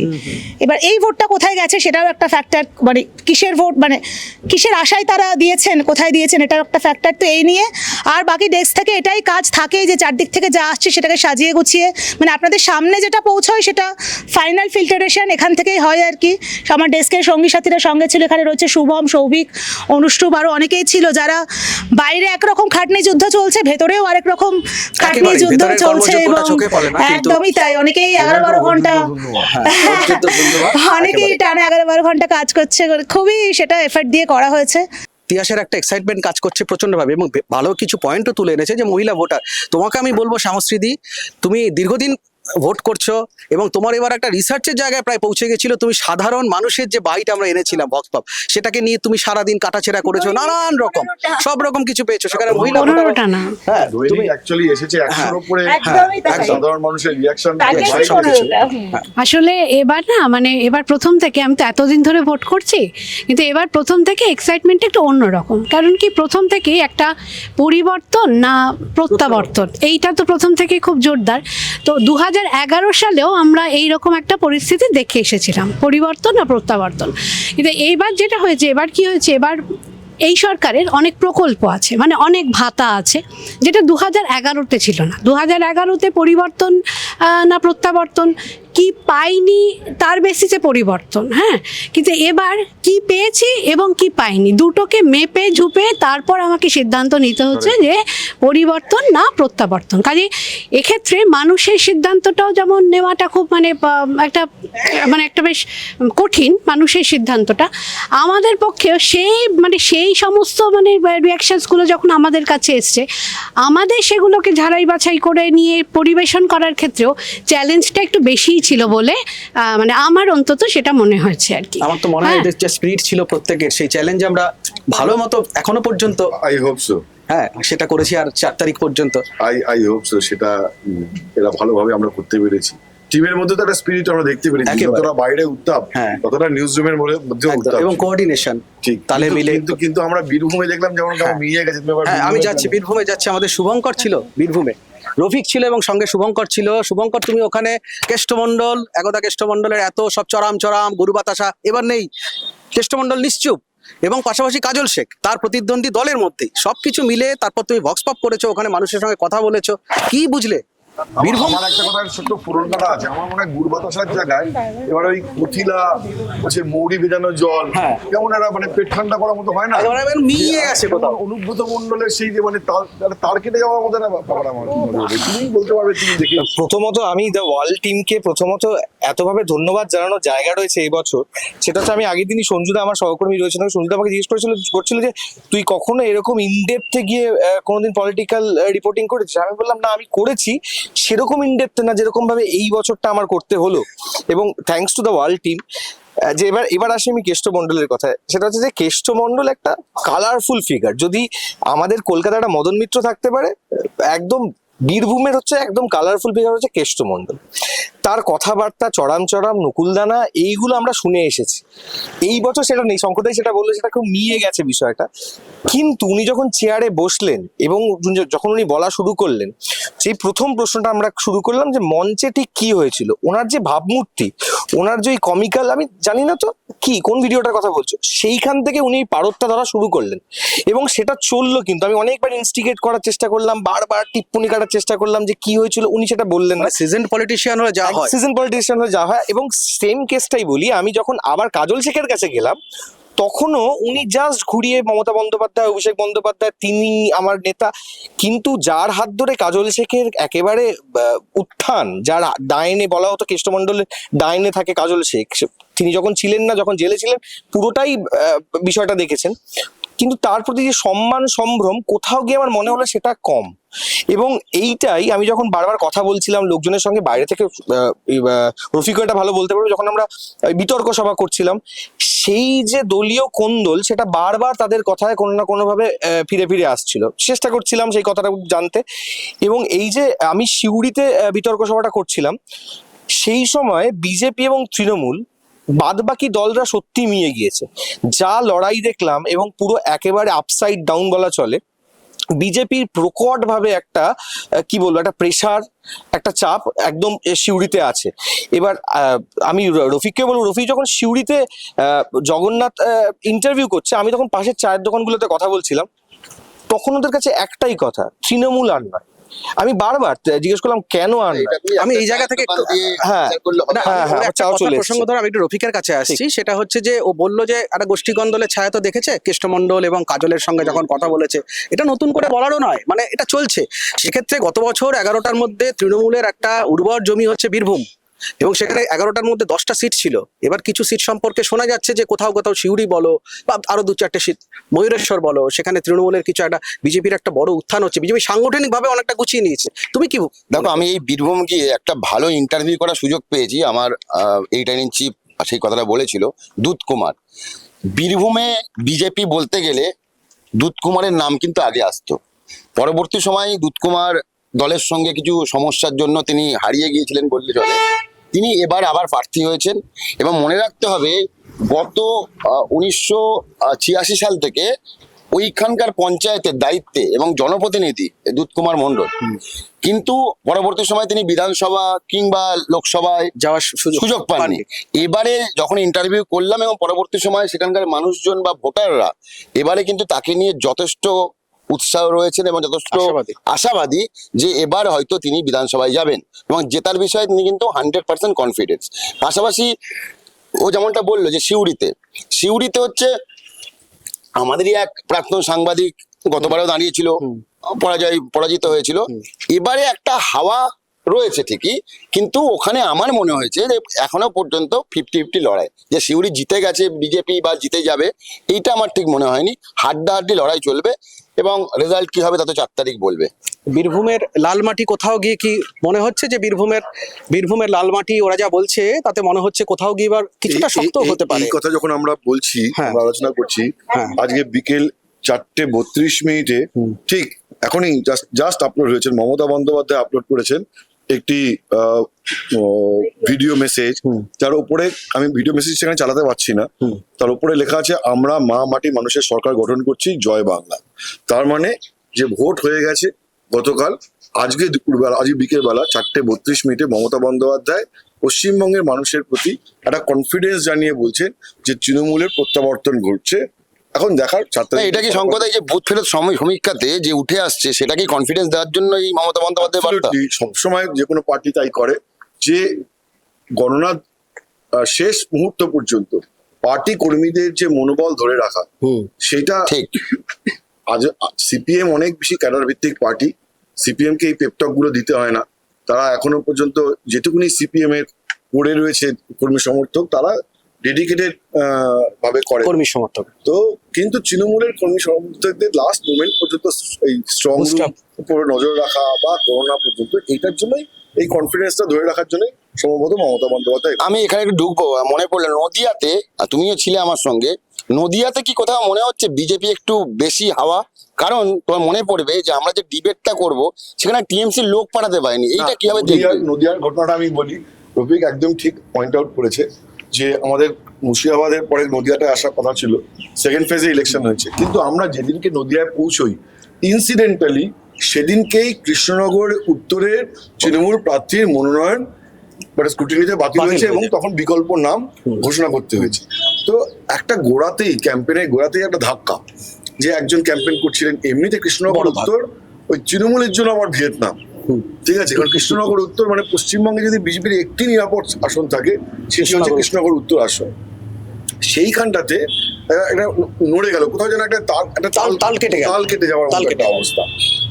তারপরে কৃষ্ণনগরে আমাদের দুখানা মাইলস্টোন ঘটনা আছে। একটা তো সায়নী বলবে, যে কারণ সেদিনকেই বিজেপি ম্যানিফেস্টো রিলিজ হয়েছে এবং বিজেপি বলেছে 3,000 টাকা দেবো মহিলাদের।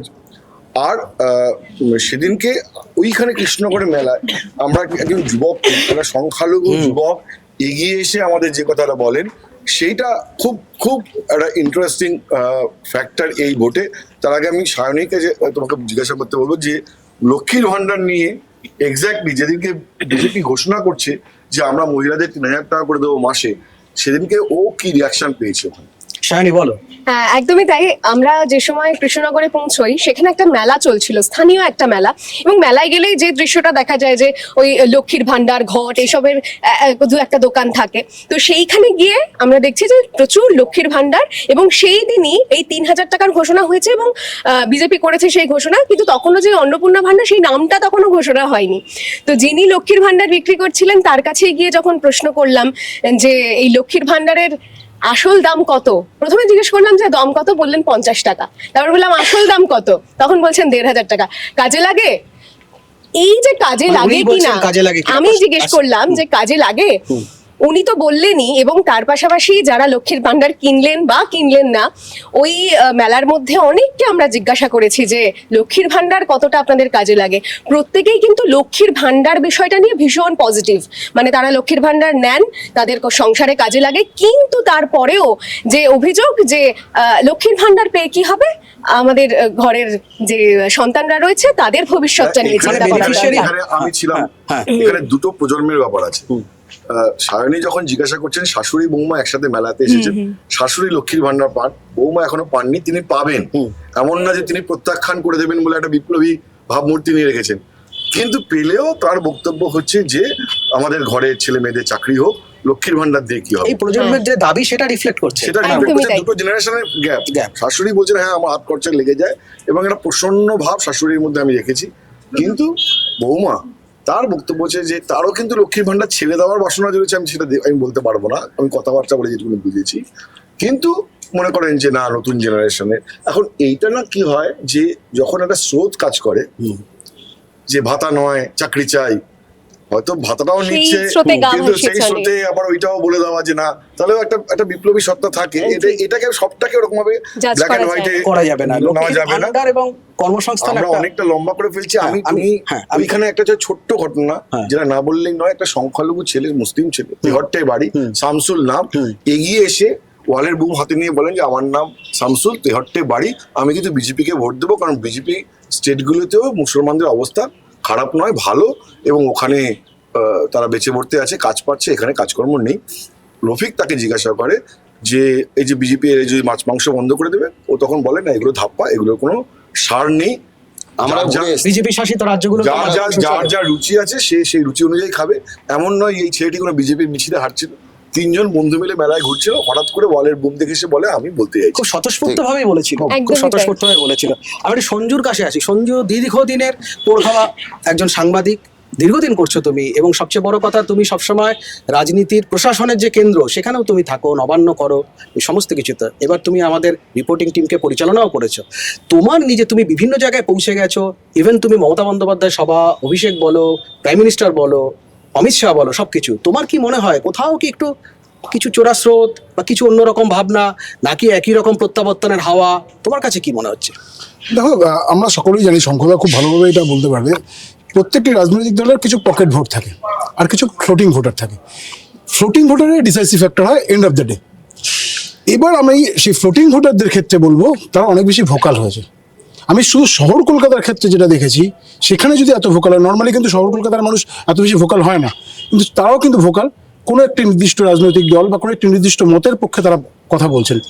এটা যদি কোনো ইন্ডিকেশন হয়ে থাকে, তাহলে প্রত্যাবর্তনের যে গ্রাফটা, সেই গ্রাফটা কিছুটা নেমে আসছে, পরিবর্তনের যে গ্রাফ, সেই গ্রাফটা কিছুটা উঠে যাচ্ছে। এন্ড অফ দ্য ডে 4 তারিখ কী হবে সেটা সেই সময় জানা যাবে।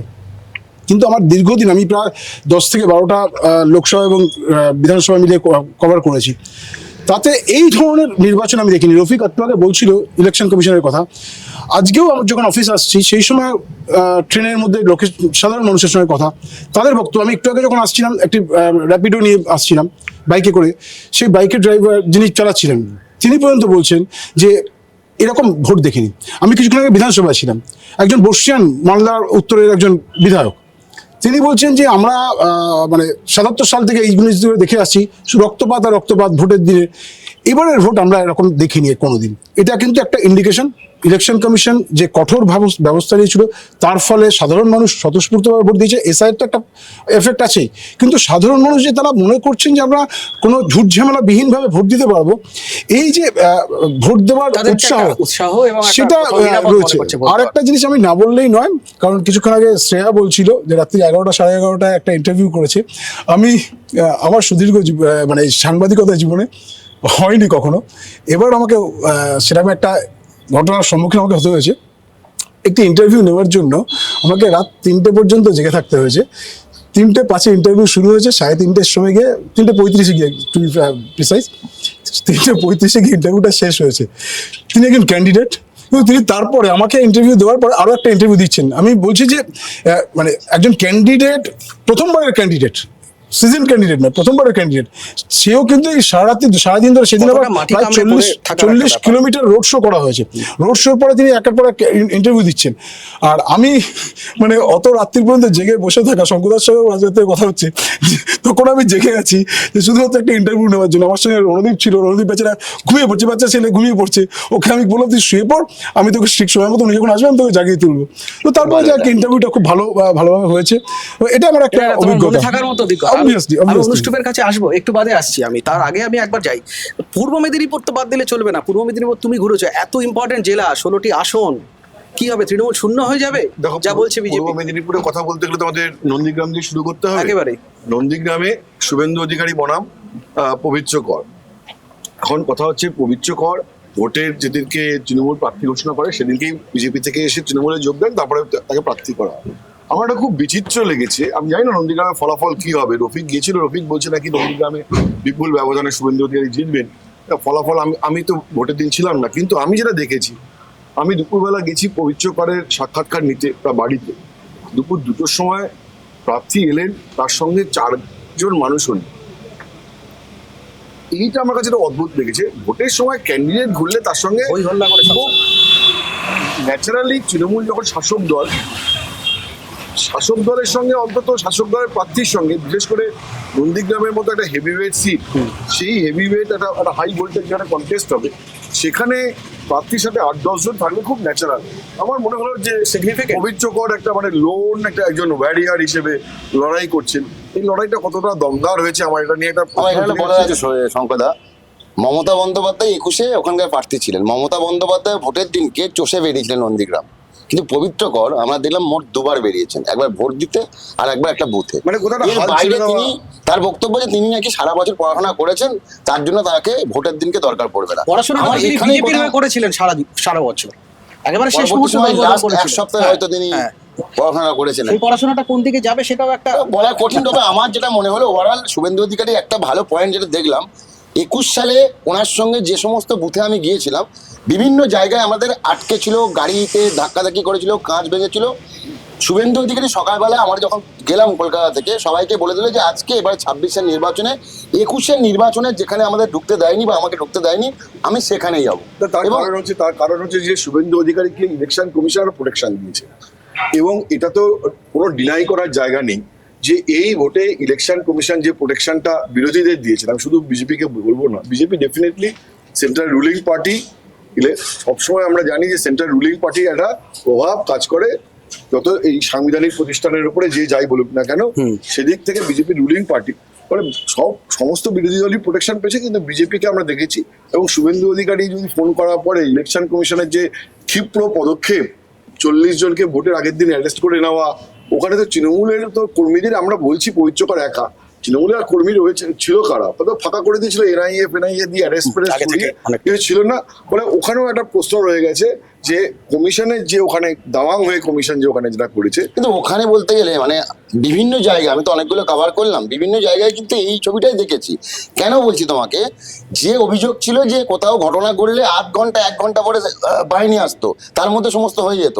এবারে কিন্তু 2 মিনিট 5 মিনিট 10 মিনিটের মধ্যে সঙ্গে সঙ্গেই চলে এসছে, সঙ্গে সঙ্গেই চলে এসছে কিউআরটি ভালো কাজ করেছে এবং সারাক্ষণ রাস্তায় ঘুরে বেড়াচ্ছে। কিউআরটি ভালো, আমরা কলকাতাতেই কিউআরটি গত 7 দিন ধরে, ভোটের 7 দিন আগে থেকে খুব ভিজিবল ছিল কিউআরটি, কারণ গাড়ির মাথায় একটা অ্যান্টেনার মতো লাগানো ছিল, ওটা দেখলেই আমি তো প্রথম দিন দেখে অবাক হয়ে গেলাম ওটা কি, তারপর দেখলাম গাড়ির পেছনে লেখা আছে কিউআরটি। এনিওয়েজ, পূর্ব মেদিনীপুরে তুমি যেটা জিজ্ঞাসা করলে, পূর্ব মেদিনীপুরে গতবার ছিল 9-7, এবারে বিজেপির জন্য ডেফিনেটলি বলে মনে হচ্ছে যে সেই ট্যালিটা ইমপ্রুভ করবে।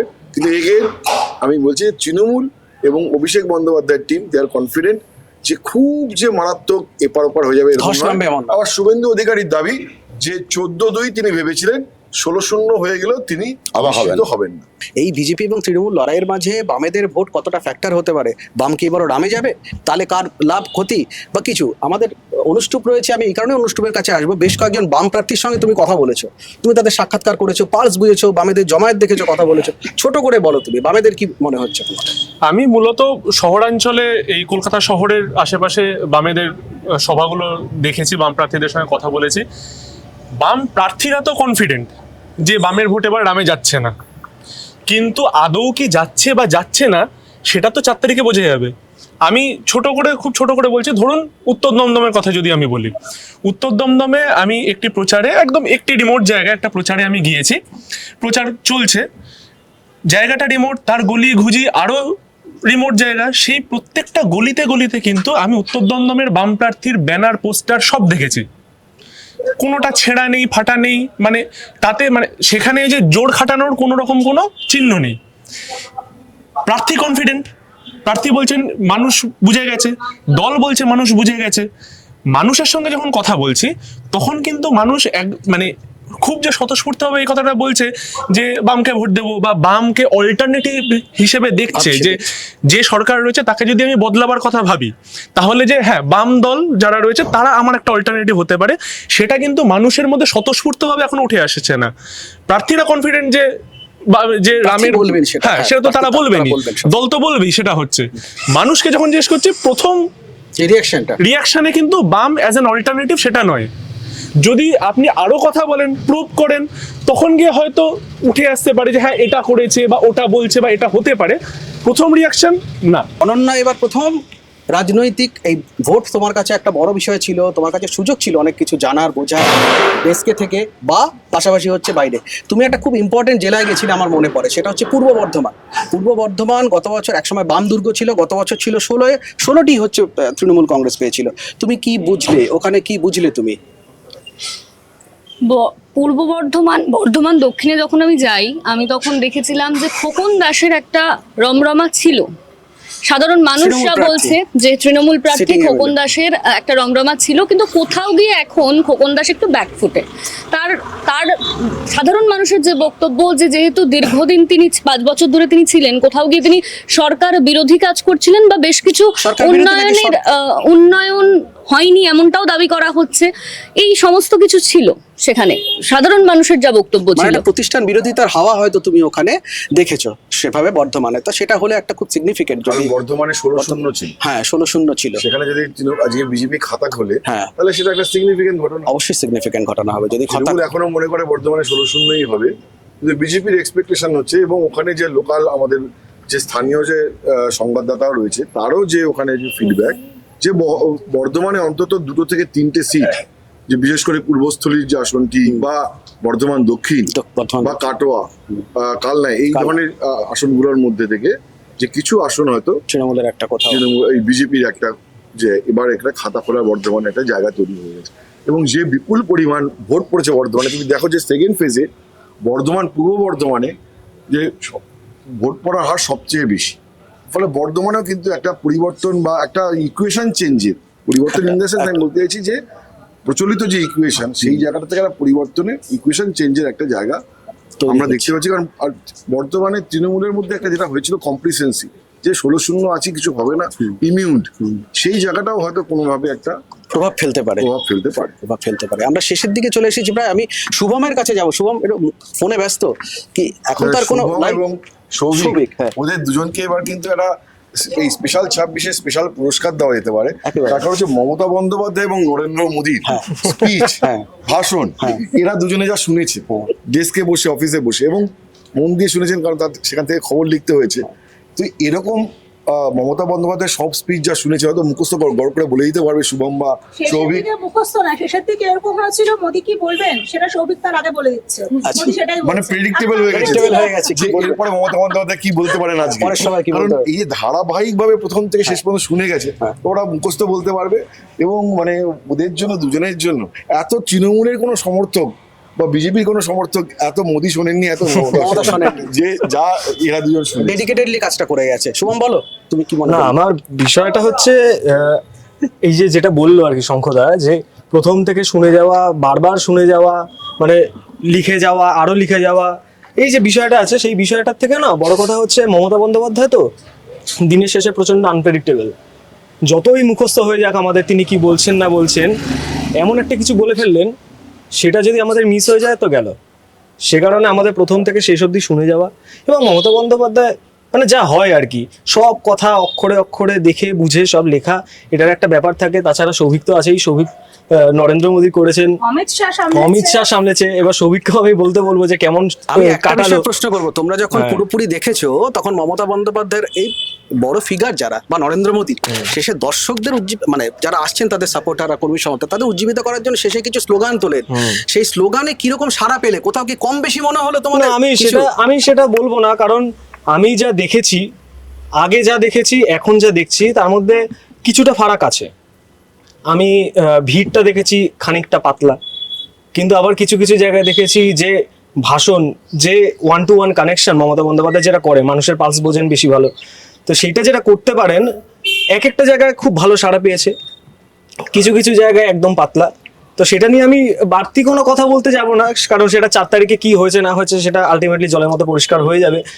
আমি সৌভিককে বলবো যে এই বিষয়টা নিয়ে আরো ও ভালো বলতে পারবে, কারণ তুলনামূলক আলোচনাটাও করতে পারে, কারণ আমি মমতার শুনেছি, নরেন্দ্র মোদী শুনেছে। আমি একটা কথা বলবো, যেহেতু আমি বেসিক্যালি মানে বিজেপি বিটটাই করেছি আর কি, শুভেন্দু অধিকারী, নরেন্দ্র মোদী, অমিত শাহ, হেভিওয়েট যারা নেতা। শুভেন্দু অধিকারী বলবো না, কারণ উনি বলবেনই, কারণ উনি এখানকার প্রার্থী, ভবানীপুরের মতো বিধানসভার প্রার্থী, নন্দীগ্রামের প্রার্থী। কিন্তু নরেন্দ্র মোদী এবং অমিত শাহ যেহেতু দুজনে একদম বিজেপির মানে লাস্ট 2 মেন আর কি, নরেন্দ্র মোদীকে আমার এবারে খুবই ক্যালকুলেটিভ মনে হয়েছে। 2021-এও তিনি এসেছিলেন, এবং আমি যতদিন ধরে মানে বিধানসভা বা লোকসভা ভোট কভার করছি, নরেন্দ্র মোদীকে আমার এইবারে পার্টিকুলারলি 2026-এ অনেক বেশি ক্যালকুলেটিভ মনে হয়েছে, যেটা অমিত শাহ নন। অমিত শাহ যেরমভাবে আগেও বলেছেন, তার একটা কথার থ্রোয়িং যেরকম ছিল, এসে উনি যেরকম বলেন উল্টা লাটকাকে সিধা কর দেঙ্গে, এই কথা উনি আগেও বলেছেন, এবারেও বলেছেন উল্টো করে। হ্যাঁ, এবারে কিন্তু নরেন্দ্র মোদী, এবারে তুমি যদি মনে করবে 2021-এর বিধানসভাতে তিনি যখন প্রচারে এসেছিলেন, তিনি ও দিদি দিদি ও দিদি এই ধরনের অনেক মন্তব্য করে, তিনি একটা ম্যাসিভ ব্যাকল্যাশ হয়েছিল এখানে। এইবারে সেটা একদমই নেই। মানে আমি যতদিনই নরেন্দ্র মোদী এক একদিনে 3টে 4টে 2টো করে সভা করেছেন, সেখানে উনি ডিরেক্টলি মমতা এবং অভিষেক এই নামটা তিনি নেন। ক্যালকুলেটিভ হয়ে এটা আমার মনে হয়েছে। তিনি ডিরেক্টলি টিএমসি সরকার এই করেছে, নির্মম সরকার এই করেছে, আপনারা টিএমসি ভোট কেন দেবেন, টিএমসি কি করেছে, স্ট্র্যাটেজি পরিবর্তনটা পুরো চোখে পড়েছে আমার। এটা চোখে পড়েছে নরেন্দ্র মোদীর ক্ষেত্রে। এবং এই ঝালমুড়ি একটা তো আছেই, যেটা একটা আলোড়ন তুলেছে, সেটা উনি পরেও বলেছেন যে আমি খেয়েছি ঝালমুড়ি, ঝাল লেগে টিএমসির। কিন্তু তিনি একবারও সেই মোমেন্টেও মমতা বন্দ্যোপাধ্যায় বা অভিষেক বন্দ্যোপাধ্যায়ের নাম তিনি আননি, যেটা অমিত শাহ এবারেও নিয়েছেন। তিনি তার যে পার্সোনালিটি, একটা পলিটিক্যাল পার্সোনালিটি থাকে, সেটা তার মধ্যে এবারেও ছিল। শুধু নরেন্দ্র মোদীর ক্ষেত্রে আলাদা, এবং সেটা হয়তো সঙ্গদা আরও বেটার বলতে পারবেন কেন নরেন্দ্র মোদী ডিরেক্টলি মমতা অভিষেকের নাম নিলেন না। সেটা কি ওই 2021-এর ব্যাকল্যাশের কারণে, নাকি এটা অন্য কোনো একটা স্ট্র্যাটেজি, ভোট কালেক্ট করার জন্য? কিন্তু এর পাশাপাশি আমি একটা ছোট্ট কথা বলতে চাই, অমিত শাহ বা নরেন্দ্র মোদীর যে ধরনের বক্তব্য আমরা আশা করি, যে একটা মানে একটা আসবে, একটা উত্তেজিত একটা বক্তব্য, মার্কাটারি বক্তব্য, সেইটা আমার মনে হয়েছে এইবারে কিছুটা ল্যাপ পড়ে গেছে। মানে অমিত শাহ যতই একটা রক্ত গরম করা ভাষণ দেওয়ার মানে সুযোগ ছিল ওনার কাছে, একদম পরপর সভা করেছেন, সেইটা আমার মনে হয়েছে একটু ল্যাক, মানে আরো কিছুটা করতে পারতেন, আরো কিছুটা হতে পারতো। বা সেটা একটাই ওয়ান সিঙ্গেল পয়েন্ট স্ট্র্যাটেজি, সেটা হচ্ছে যতবার মমতা বন্দ্যোপাধ্যায় এবং অভিষেক বন্দ্যোপাধ্যায়ের নাম করব, ততবার তাদেরকে রেলিভেন্ট করে দাও। আমার ইস্যু হচ্ছে যে পশ্চিমবঙ্গে দুর্নীতি, আমার ইস্যু হচ্ছে পশ্চিমবঙ্গে কাজের সুযোগের অভাব, আমার ইস্যু হচ্ছে পশ্চিমবঙ্গে অনুন্নয়ন। এই যে বিষয়টা, এই বিষয়টাকে হার্প করার জন্যই মমতা বন্দ্যোপাধ্যায় বা অভিষেক বন্দ্যোপাধ্যায়ের নাম নেননি প্রধানমন্ত্রী নরেন্দ্র মোদী। ইস্যুতে কনসেন্ট্রেট করেছে যে বিজেপি অন্য স্টেটে ডেভেলপ করেছে, পশ্চিমবঙ্গে ক্ষমতা আসলে বিজেপি কি করতে পারে এবং পশ্চিমবঙ্গে কি কি নেতিবাচক পরিস্থিতি তৈরি হয়েছে সেখানে ফোকাস করেছে। ক্যালকুলেটেড ওয়েতে মমতা বন্দ্যোপাধ্যায়ের নাম মুখে আনেনি। একদমই, এবং তার মধ্যে এবং মোদির বক্তব্যের মধ্যে তিনি প্রত্যেকটা অংশই ছুঁয়ে গেছে, এমনকি মাছ অন্য স্টেট থেকে আনতে হচ্ছে এই বিষয়টাও তার বক্তব্যে ছিল। পূর্ব মেদিনীপুরে অনেকটা সময় নিয়েছিলেন মাছ নিয়ে ওখানে। আমি একদম শেষের দিকেই চলে এসেছি, বলতে পারো কলকাতায় চলে আসতে হবে। হ্যাঁ, এবার কলকাতাটা তুমি বলো, তুমি তোমার মতো করে একবার তুমি বলো। তোমার আমি আগেও বলেছি যে এত কিছু তুমি দায়িত্ব সামলে তুমি কলকাতাতে ভবানীপুরে ছুটে গেছো, তুমি কলকাতা সম্পর্কে তোমার একটা সম্রাট। কলকাতাতে শুধু আমি কেন বলবো, কলকাতাতে আজকে আমি যদি এখান থেকে দেখি যে এরা প্রত্যেকে রণদীপ, শুভঙ্কর, রফিক, সঞ্জু, ওইদিকে অনুষ্টুপ, সৌমদীপ, আমাদের প্রত্যেকে সায়নী, অরণ্যা, এরা প্রত্যেকেই কলকাতাতে গিয়ে মানুষের সাথে কথা বলেছে। ভক্স পপ যেটা একদম ডাইরেক্টলি ভোটের হাওয়া করেছে এরা প্রত্যেকে, এমন খুব মেটিকুলাসলি করেছে, খুব অবজেক্টিভলি করার চেষ্টা করেছে, যে নিজে এমন ভাবে কোনো প্রশ্ন করেনি যে প্রশ্নটা উত্তরটাকে প্রভাবিত করতে পারে একেবারে। তো এইটা ওদেরও একটা এক্সপিরিয়েন্স আছে। আমি আর এখন যেহেতু দীর্ঘায়িত হয়ে যাবে, আমি আর ওদের কাছে যাচ্ছি না, কিন্তু ওদের কাছ থেকে আমার যে হল কালেকশন সেটাতে আমি বুঝতে পেরেছি যে ভোটের দ্বিতীয় দফার ভোট, যেখানে কলকাতায় দ্বিতীয় দফার ভোট হয়েছে, এই দ্বিতীয় দফার ভোটের 5 দিন আগে পর্যন্ত মানুষ যতটা গার্ডেড ছিল, হ্যাঁ দেখুন বলা যাচ্ছে না, এও হতে পারে ও হতে পারে, সেই গার্ডটা সেকেন্ড ফেজের ভোটটা আস্তে আস্তে অনেকটা লঘু হয়ে গেছে এবং অনেকটা মানুষ ভোকাল হয়ে বলতে শুরু করেছে। লাস্ট 2-3 দিনে যেদিনকে ভোটের ক্যাম্পেইনটা শেষ হয়, সেদিনকে সায়নী বা শুভঙ্কর একদিন ভক্স পপ করতে গেছে। খুব ইন্টারেস্টিংলি যতজনকে জিজ্ঞাসা করেছে তা কেউ সরকারের পক্ষে কথা বলে। শুভঙ্কর হয় কি, আমরাও চেষ্টা করি যে এমন মনে হয় না, দর্শকদের মনে না হয় যে শুধুমাত্র এক পক্ষের বক্তব্যই শোনাচ্ছি আমরা, আমাদের এক পক্ষের বক্তব্য শোনানোর পারপাস নেই। আমরা এক পক্ষের বক্তব্য শুনে কি করবো, হোয়াট উই উইল গেইন। কিন্তু ও বেচারা যতজনকে জিজ্ঞাসা করে গেছে সেদিনকে, আর কলকাতা সেদিনকে চরম গরম, গলদঘর্ম অবস্থা, কিন্তু কারোর কাছ থেকে শুনতে পারেনি যে সরকারের পক্ষে কোনো মতামত। মানে কলকাতাতে লক্ষ্মীর ভান্ডারের ব্যাপারটা খুব লঘুতর হয়ে যাচ্ছে। কিন্তু আমি যেটা বলতে চাইছিলাম যে যত ভোটটা এগিয়ে এসছে, ভবানীপুর নিয়ে আলোচনা বেড়ে গেছে, যত ভোটটা এগিয়ে এসছে মানুষ অনেক বেশি খোলা। এবং গতকাল আমি দেখলাম যে ভোটের লাইনে দাঁড়িয়ে মানুষ অনেক কিন্তু ওপেন কথাবার্তা বলছে। দেখো কলকাতায় যেটা চিরাচরিত সমস্যা ছিল সেটা হচ্ছে কলকাতাতে যে 62-64% পোলিং, এবং তাতে দেখতাম আমরা যে বস্তি এলাকার ভোটটা যেমন ঢেলে পড়ে, তেমন আবাসনের ভোট, উচ্চবিত্ত, মধ্যবিত্ত, অনেকের ভোটে গিয়ে কি হবে। তারপরে কলকাতা বোম মারপিটের সংস্কৃতি, একটা সময় বেলেঘাটাতে আমরা ভোট কভার করতে যেতেও ভয় পেতাম। এবার একটাও কারো গাড়ি ভাঙেনি, কারো গায়ে আঁচ পড়েনি। সেইখানে রিপোর্টাররা যদি ভয় পায়, পুলিশের মধ্যে যদি আতঙ্ক থাকে, সেখানে সাধারণ মানুষ অনেকে ভোটের দিন বেরোতে নিন। এইবার দেখা গেল কলকাতায় এসআইআর এর এফেক্ট ডেফিনেটলি আছে, কিন্তু এই যে মধ্যবিত্ত উচ্চবিত্ত শ্রেণী, এবং এরা বাম জমানাতে সিপিএম এর সম্পর্কে সমালোচনা করতো, এবং তৃণমূল জমানায় রোজ সন্ধ্যেবেলা বসে চা খেতে খেতে সমালোচনা করে। এটা তৃণমূলও ভালো করে জানে, তৃণমূলের জনভিত্তিটা অনেক বেশি স্ট্রং, অনগ্রসর, আর্থিকভাবে অনগ্রসর এলাকা, বস্তি এলাকা, সেই ভোটটা ইনট্যাক্ট। কিন্তু কালকে যখন অ্যাপার্টমেন্টের মানুষ নেমে এসছে, কালকে যখন মধ্যবিত্ত মানুষ নেমে এসছে, এবং এই প্রথমবার তারা একটা সিকিউর একটা এনভায়রনমেন্ট ফিল করছেন যে কলকাতায় ভোটের দিন কোথাও অশান্তি নেই। 87% পোল হয়েছে, কোথাও অশান্তি নেই কলকাতায়। সবাই, বৃষ্টি পড়ছে এইখানে, যেখানে আমরা দাঁড়িয়ে আজকে আলোচনাটা করছি, এইখানে লম্বা লাইন। আমি দেখলাম বৃষ্টি পড়ছে, আমি ঢুকে গেলাম, মানুষ ছাতা হাতে নিয়ে দাঁড়িয়ে আছে, 2 ঘন্টা লাইন দিয়েছেন। এরকম ঘটনা ঘটেছে, বুঝে দেখেছি, কারোর মধ্যে কোনো অসন্তোষ দেখিনি। তো একটা হ্যাপি ফিলিং ভোট দিতে গিয়ে কালকে আমি দেখেছি, যে পক্ষেই মানুষ ভোট দিয়ে থাকুক না কেন। ফলে কলকাতায় কিন্তু শেষ দিক আস্তে আস্তে আস্তে মানুষ সরকার বিরোধিতা অনেক ভোকাল আমরা দেখেছি। End of the day result কি হবে 4 তারিখ বাক্স খুললে বোঝা যাবে। শঙ্করদা, এখানে একটা কথা খালি আমি বলতে চাই, আমি তো কখনো ভোট কাভারেজ আমি সবসময় খবরেই দেখেছি, আমি এই ফর দ্য ফার্স্ট টাইম আমি কাভারেজের সাথে আমি এরকম ভাবে ওতপ্রোতভাবে জড়িত ছিলাম। হ্যাঁ, কিন্তু আমার যেটা জানবার বিষয় সেটা হচ্ছে ইতিহাস যখনই আমরা দেখেছি, আগেও তুমি বললে যে একটা ভায়োলেন্স, একটা অপ্রীতিকর ঘটনা ঘটার একটা থাকে, এবারে 2.5 লক্ষ হয়েছে জওয়ানদেরকে নামানো হয়েছে, যে কারণে আমরা কোনো অপ্রীতিকর ঘটনা দেখিনি। এইটাই কি নিউ নর্মাল, যে এরকম 2.5 লক্ষ জওয়ান নামাতে হবে তবে গিয়ে এরকম পিসফুল ভোট পাবো আমরা? এইটা সময় তোমার বয়স কম, একটা অল্প বয়সের ছেলে থেকে যদি এই প্রশ্নটা আসে, এটা আমার জন্য মানে আমাদের পশ্চিমবঙ্গবাসী সবার জন্য খুব আনফর্চুনেট। মানে নিউ নর্মাল পশ্চিমবঙ্গে মানে ভোটটা তো যখন আমরা বারবার করে বলি এটা গণতন্ত্রের উৎসব, আমি মানে ভারতবর্ষের হয়তো খুব কম রাজ্য আছে যেখানে আমি ভোট কভার করিনি। আমি ইন্টারেস্টিং স্টেট বিহার কভার করিনি কোনদিন, কিন্তু মহারাষ্ট্র, তামিলনাড়ু, অন্ধ্রপ্রদেশ, কর্ণাটক, দিল্লি, হরিয়ানা, উত্তরপ্রদেশ, মধ্যপ্রদেশ, রাজস্থান, এমন কোনো রাজ্য নেই, হিমাচল প্রদেশ, উত্তরাখণ্ড, কিচ্ছু বাকি নেই আমার ভোট কভার করা। কোথাও গিয়ে আমি দেখিনি যে ভোটের আগেই অশান্তি। গেলে ভোট বোঝা যায় না, খুব কঠিন অবস্থা হতো ওখানে গেলে, যে ভোটটার কোনো পরিবেশই নেই। এই যে দেওয়াল লেখা, এত কিছু, মানুষকে পুরো ঠেলে ঠেলে খুঁচিয়ে খুঁচিয়ে জিজ্ঞাসা করে পরে ভোটের কভার করতে হতো।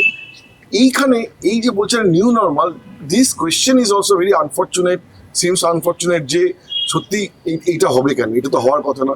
আমরা আশা করতে পারি যে পশ্চিমবঙ্গে যে এই যে ট্র্যাডিশনটা এবার কমিশন এস্টাবলিশ করে দিতে পারলো, এর পরের বার থেকে যে কেন্দ্রীয় বাহিনী ছাড়া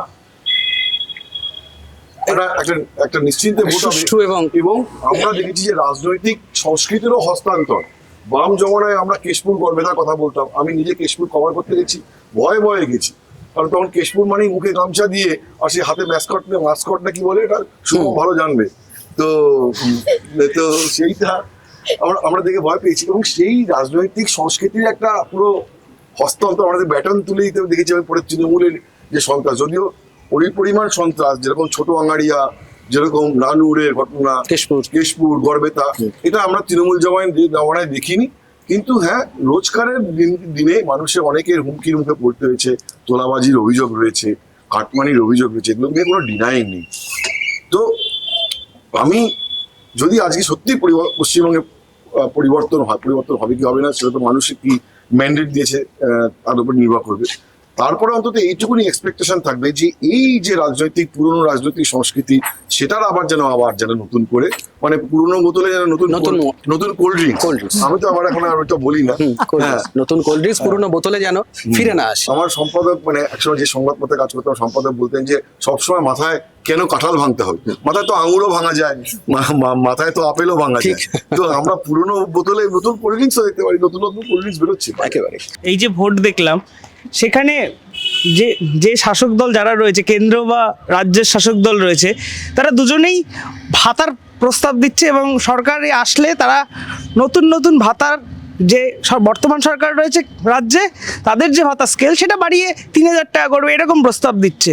কর্মসংস্থানের কথা কিন্তু কোনো সরকারে আসলে তারা দেবে, তারা কিন্তু বলতে পারেনি, বা সেই ভাবনা তাদের কথায় কিন্তু ফুটে ওঠেনি। তাহলে কি নতুন প্রজন্ম যারা পরিযায়ী শ্রমিক হিসেবে বাইরের রাজ্যে কাজ করতে চলে যাচ্ছে এবং ভোটের সময় তারা ফেরত আসছে, তারা কি নতুন কর্মসংস্থানের ভাবনা পেল না? তারা কি ভাতার ভিত্তিতেই ভোট হবে পশ্চিমবঙ্গে, এরকম একটা ভাবনায় কি চলবে পশ্চিমবঙ্গ? এরকম কিছু একটা ভাবনা চলছে পশ্চিমবঙ্গের মানুষদের মনে। ঠিকই বলছে যে ভাতা নিয়ে আলোচনাটা যতটা হয়েছে, কর্মসংস্থানের কথা সবকটা রাজনৈতিক দলই বলেছে। এমনকি সিপিএম যে মনে করে, মানে ওরা বললো যে সাধারণ মানুষ কেউ মনে করে না যে সিপিএম ক্ষমতায় আসবে, কিন্তু সিপিএমও পার্টি হিসেবে, রাজনৈতিক দল হিসেবে তাদের কর্মসংস্থানের কথা বলেছে, বিজেপিও বলেছে, তৃণমূলও বলেছে কর্মসংস্থানের কথা। কিন্তু ভাতা নিয়ে আলোচনাটা যেরকম একটা ওভার পাওয়ার করে গেছে, তাতে কর্মসংস্থানের জায়গাটা অতটা ফুটে ওঠেনি বলে তোমারও মনে হচ্ছে, যে একজন সাধারণ ভোটার হিসেবেও তোমার মনে হচ্ছে যে কর্মসংস্থানের কথাটা কেন আসছে না। দেখো, ভাতার একটা অন্য আঙ্গিক আছে, আমি এটা বলি যে 2014 সালের ভোটে কংগ্রেস একটা বলেছিল ইউনিভার্সাল মিনিমাম ইনকাম, এবং অর্থনীতিবিদদেরও অনেকের মত আছে যে একটা ন্যূনতম অভিন্ন একটা সার্বজনীন আয়, যে গরিব এবং গরিবী রেখার নিচে যে মানুষের জন্য একটা দেওয়া উচিত। তো সেটা কিন্তু অর্থনীতিবিদদেরও একটা মত রয়েছে। আবার একটা অংশের অর্থনীতিবিদরা মনে করেন যে ভাতাটা মানে হচ্ছে খয়রাতি না করে এমন কিছু ইনফ্রাস্ট্রাকচারের কাজ হোক বা কর্মসংস্থানের জায়গা তৈরি করে দেওয়া হোক, যাতে করে মানুষ নিজে উপার্জন করতে পারে। ভাতা তো মাত্র 1,000 বা 3,000, উপার্জন করলে তো 10,000, 15,000, 20,000, 30,000 টাকা উপার্জন করতে পারে। তো ইভেন আমরা এবছর যে সংসদে যে বাজেট পেশ হয়েছে, এবং বিজেপি যে প্রধানমন্ত্রী নরেন্দ্র মোদী 3,000 টাকা কথা বলছেন, তার সরকার সংসদে যে বাজেট পেশ করেছে, যে বাজেটের আগের দিন যে আর্থিক সমীক্ষা প্রকাশ হয়েছে, আর্থিক সমীক্ষা পরিষ্কার করে লেখা হয়েছে এই যে তুল্যমূল্য যে ভাতার যে পলিটিক্স, সেই পলিটিক্সটা হচ্ছে যে রাজ্যের এবং কেন্দ্রের কোষাগারে একটা গভীর ক্ষত তৈরি করছে। এই ভাতার টাকাটা যদি আজ আমরা ইনফ্রাস্ট্রাকচারে ব্যয় করি, ক্যাপিটাল ইনভেস্টমেন্ট করি, রাস্তাঘাটে, তাহলে কিন্তু জনজীবনে এবং একটা লং টার্ম ইকোনমিক ডেভেলপমেন্টের রাস্তা খুলে যায়। তো এই ডিবেটটা আছে, কিন্তু হয় কি যে অর্থনৈতিক বাস্তবতা আর পলিটিক্যাল প্রুডেন্স এবং পলিটিক্যাল বাস্তবতা এর কোনোদিন মেলেনি। নোয়িং ফুললি যে খরাটি ৩,০০০ টাকা বা ১,৫০০ টাকা, এটা আমাদের আর অর্থনৈতিকভাবে সমাজের কোনো কোয়ালিটেটিভ গেইন হচ্ছে না, এটা জেনেও শুধুমাত্র পলিটিক্যাল পারপাসে এটা ইন্ট্রোডিউস করা হচ্ছে যে বা তুল্যমূল্য, এ বলছে ১,৫০০, তো বলছে ৩,০০০, এটা করা হচ্ছে। বিহার ভোটে ১০,০০০ টাকা দেওয়া হলো ভোটের আগে। তো এইটা তো ডেফিনেটলি একটা লং টার্ম ইকোনমিক, কিন্তু অর্থনীতির এগিয়ে যাওয়ার জন্য 5 ট্রিলিয়ন অর্থনীতির কথা অমিত শাহ বলছে, সেই জায়গাটা কিন্তু পলিটিক্সের থেকে ওইটা যে বললাম যে রাজনৈতিক বাস্তবতা এবং অর্থনৈতিক বাস্তবতা কোনোদিনও মেলেনি। সে অতীতে আজকে থেকে 50 বছর আগেও মেলেনি, আজকেও নয়। কিন্তু হ্যাঁ, আমরা উই ক্যান অনলি হোপ যে এই জায়গাটা থেকে সরে এসে সরকার যখন একটা বিপুল কর্মসংস্থানের সুযোগের কথা বলবে, তবে সাধারণ মানুষও আর ভাতার কথা বলবে না। শহরে কিন্তু দেখো মধ্যবিত্ত উচ্চবিত্ত পরিবারে তারা কি লক্ষ্মীর ভান্ডার নিয়ে মানে ভাবিত যে লক্ষ্মীর ভান্ডার পেলাম? কিন্তু গ্রামাঞ্চলে তার প্রভাব রয়েছে, গ্রামাঞ্চলে রয়েছে, কারণ কাজ নেই বলেছে। আজকে যদি গ্রামাঞ্চলের মহিলারাও স্বনির্ভর হয়ে গিয়ে মাসে 10,000 টাকা রোজগার করে, তাহলে তাদের কাছে 1,500 টাকার কথা মনে পড়বে না। তারা অনেক প্রাইড, তখন নিজের রোজগারের একটা ডিগনিটি এবং গর্বও থাকে না। এই আমাদের এখানে এতজন আমরা কাজ করছি, সবাই এভারেজ এজ খুব কম, 20, 21, 22, 23, 24, 25 আছে, কিন্তু প্রত্যেকে যে নিজে পরিশ্রম করছে, ভোটের সময় এত বেশি পরিশ্রম করছে এবং আমাকে বলছে যে দাদা অনেক বেশি পরিশ্রম হয়ে যাচ্ছে। তো তাদের মধ্যে তারা প্রাইডও কাজ করছে না, তাদের মধ্যে প্রাইডও কাজ করছে। এই প্রাইডটা যদি মানুষের মধ্যে থাকে তাহলে ভাতার কথা আসবে। আমি জাস্ট একটা শেষ আমি আসবো একবার তিয়াসের কাছে, একদম শেষ মুহূর্তে চলে এসেছি। তুমি বলো সমস্ত কিছু শোনার পর। হ্যাঁ, আমরা আজকে এই র্যাপ আপ করার মুখে আর কি আলোচনাটা এবং এই টিম স্পেশাল 26-এর সঙ্গে পরিচয় হলো। যারা ক্যামেরার ওপারে এই মুহূর্তে আছে দেখা যাচ্ছে না, তারাও প্রচুর খেটেছে, তারা ঝড়ে জলে রোদে। রণদা যেমন আছে, পুরো প্রোডাকশন সামলেছে, খুবই লাজুক মানুষ, সামনে আসতে চাইছেন না, তাও সামনে আসতে চাইছেন না। এবং আমি তো বলার এটাই চেষ্টা করছিলাম যে যতটা যুদ্ধ বাইরে, ততটা যুদ্ধই নিউজ রুমে, ওয়ার রুম হয়ে যায় নিউজ রুমটা। এবং সেখানে যখন একের পর এক তথ্য আসে, তাড়াতাড়ি করতে হবে, নির্ভুল করতে হবে, তখন এই সবাই এত সুন্দর করে কথা বলছে, ওরকম করে বলে না, সবাই উত্তেজিত হয়ে যায়। তো যাই হোক, সেটা ডেস্ক থেকে একটা শতাব্দীর সেরা সত্য কথা বলার অ্যাওয়ার্ড যাচ্ছে। যাই হোক, এবার আমরা একদম শেষে আমি just last but not the least আমি একটু বলতে চাই যে গ্রাফিক ডিজাইনার এখানে কাজ করেছে, সারা দিন রাত বসে এডিটরে রয়েছে, যাদের দেখা যায়নি হয়তো, বাট সেটা না বললেই নয় আর কি। এবং সবশেষে বা সবচেয়ে ইম্পর্টেন্ট যেটা আপনারা দেখেন, যেটা আপনাদের সামনে পড়ে, সেটা যাদের হাত দিয়ে পাস হয়, যারা আপলোড করে এবং যথাযথভাবে এসইও করে ভিডিওগুলোর, স্টোরিগুলোর, তারা এই দুই সাদা কালো ব্যক্তি এখানে রয়েছে, সুদেষ্ণা এবং সুস্মিতা, প্রচুর এফার্ট দিয়েছে সকলেই। তো আমি এটাই বলতে চাইছি যে কালেকটিভ একটা এফার্ট, কালেকটিভ একটা টিমওয়ার্ক, তার শেষ হয়েছে ভোটে। সবাই যেমন আমরা সবাই ব্যস্ত, ওই পৃথা ওখানে রয়েছে, অর্পিতা আরেকজন যে নেই, তারা গার্গী তো মানে আমি পৃথা অর্পিতা বলতে চাইছি নিরন্তর নাইট এবং মর্নিংটা সামাল দিয়ে গেছে আর কি, ঘাঁটি আগলে। গার্গীও তাই, বেস ক্যাম্প আগলে বসে সব রকম খবর রাখার মতো আর কি, এরকম একটা ব্যাপার। তো এটাই আর কি বলার, আশা করি একদম আমি তো আলাদা করে। এবং শুধু তো তাই নয়, আমাদের যে আমরা একটা যেন মানে মিনি যে একটা কি বলবো, আমরা একটা মিনি, আমরা জনমত সমীক্ষা করিনি, কিন্তু কোথাও যেন আমাদের রিপোর্টারদের চোখে একটা আমরা দেখেছি মিনি জনমত সমীক্ষার মতো আমরা করেছি। প্রচন্ড এক্সাইটমেন্টের মধ্যে যিনি আমাদের ঘন্টায় ঘন্টায় চা দেন, লালবাবু কাকু, তিনি পর্যন্ত, তো সবটা নিয়েই আমরা ভোট যুদ্ধটা ভিডিও এডিটররা একদম বললাম, সেটা তাদের কথা রয়েছে। এবং তার শেষে আমি জাস্ট কনক্লুড করব এটা বলেই যে রিপোর্টারদের চোখে আমরা যেটা দেখলাম সেটা আমরা তুলে ধরার চেষ্টা করলাম। আমাদের এডিটর ইন চিফ শঙ্করদীপ দাস নিজে ছিলেন, তার চোখে কি, তার বিশ্লেষণ আপনারা শুনে থাকেন, আপনাদের ভালো লাগবে। আমরা একটা ধারণা দেওয়ার চেষ্টা করলাম যে কি হতে পারে, কি না হতে পারে, এবং এটা হচ্ছে একদম গ্রাস রুট থেকে তুলে আনা, আমাদের রিপোর্টারদের চোখে তুলে আনা, একদম সেখান থেকে তুলে আনা একটা ধারণা আমরা দেওয়ার চেষ্টা করলাম।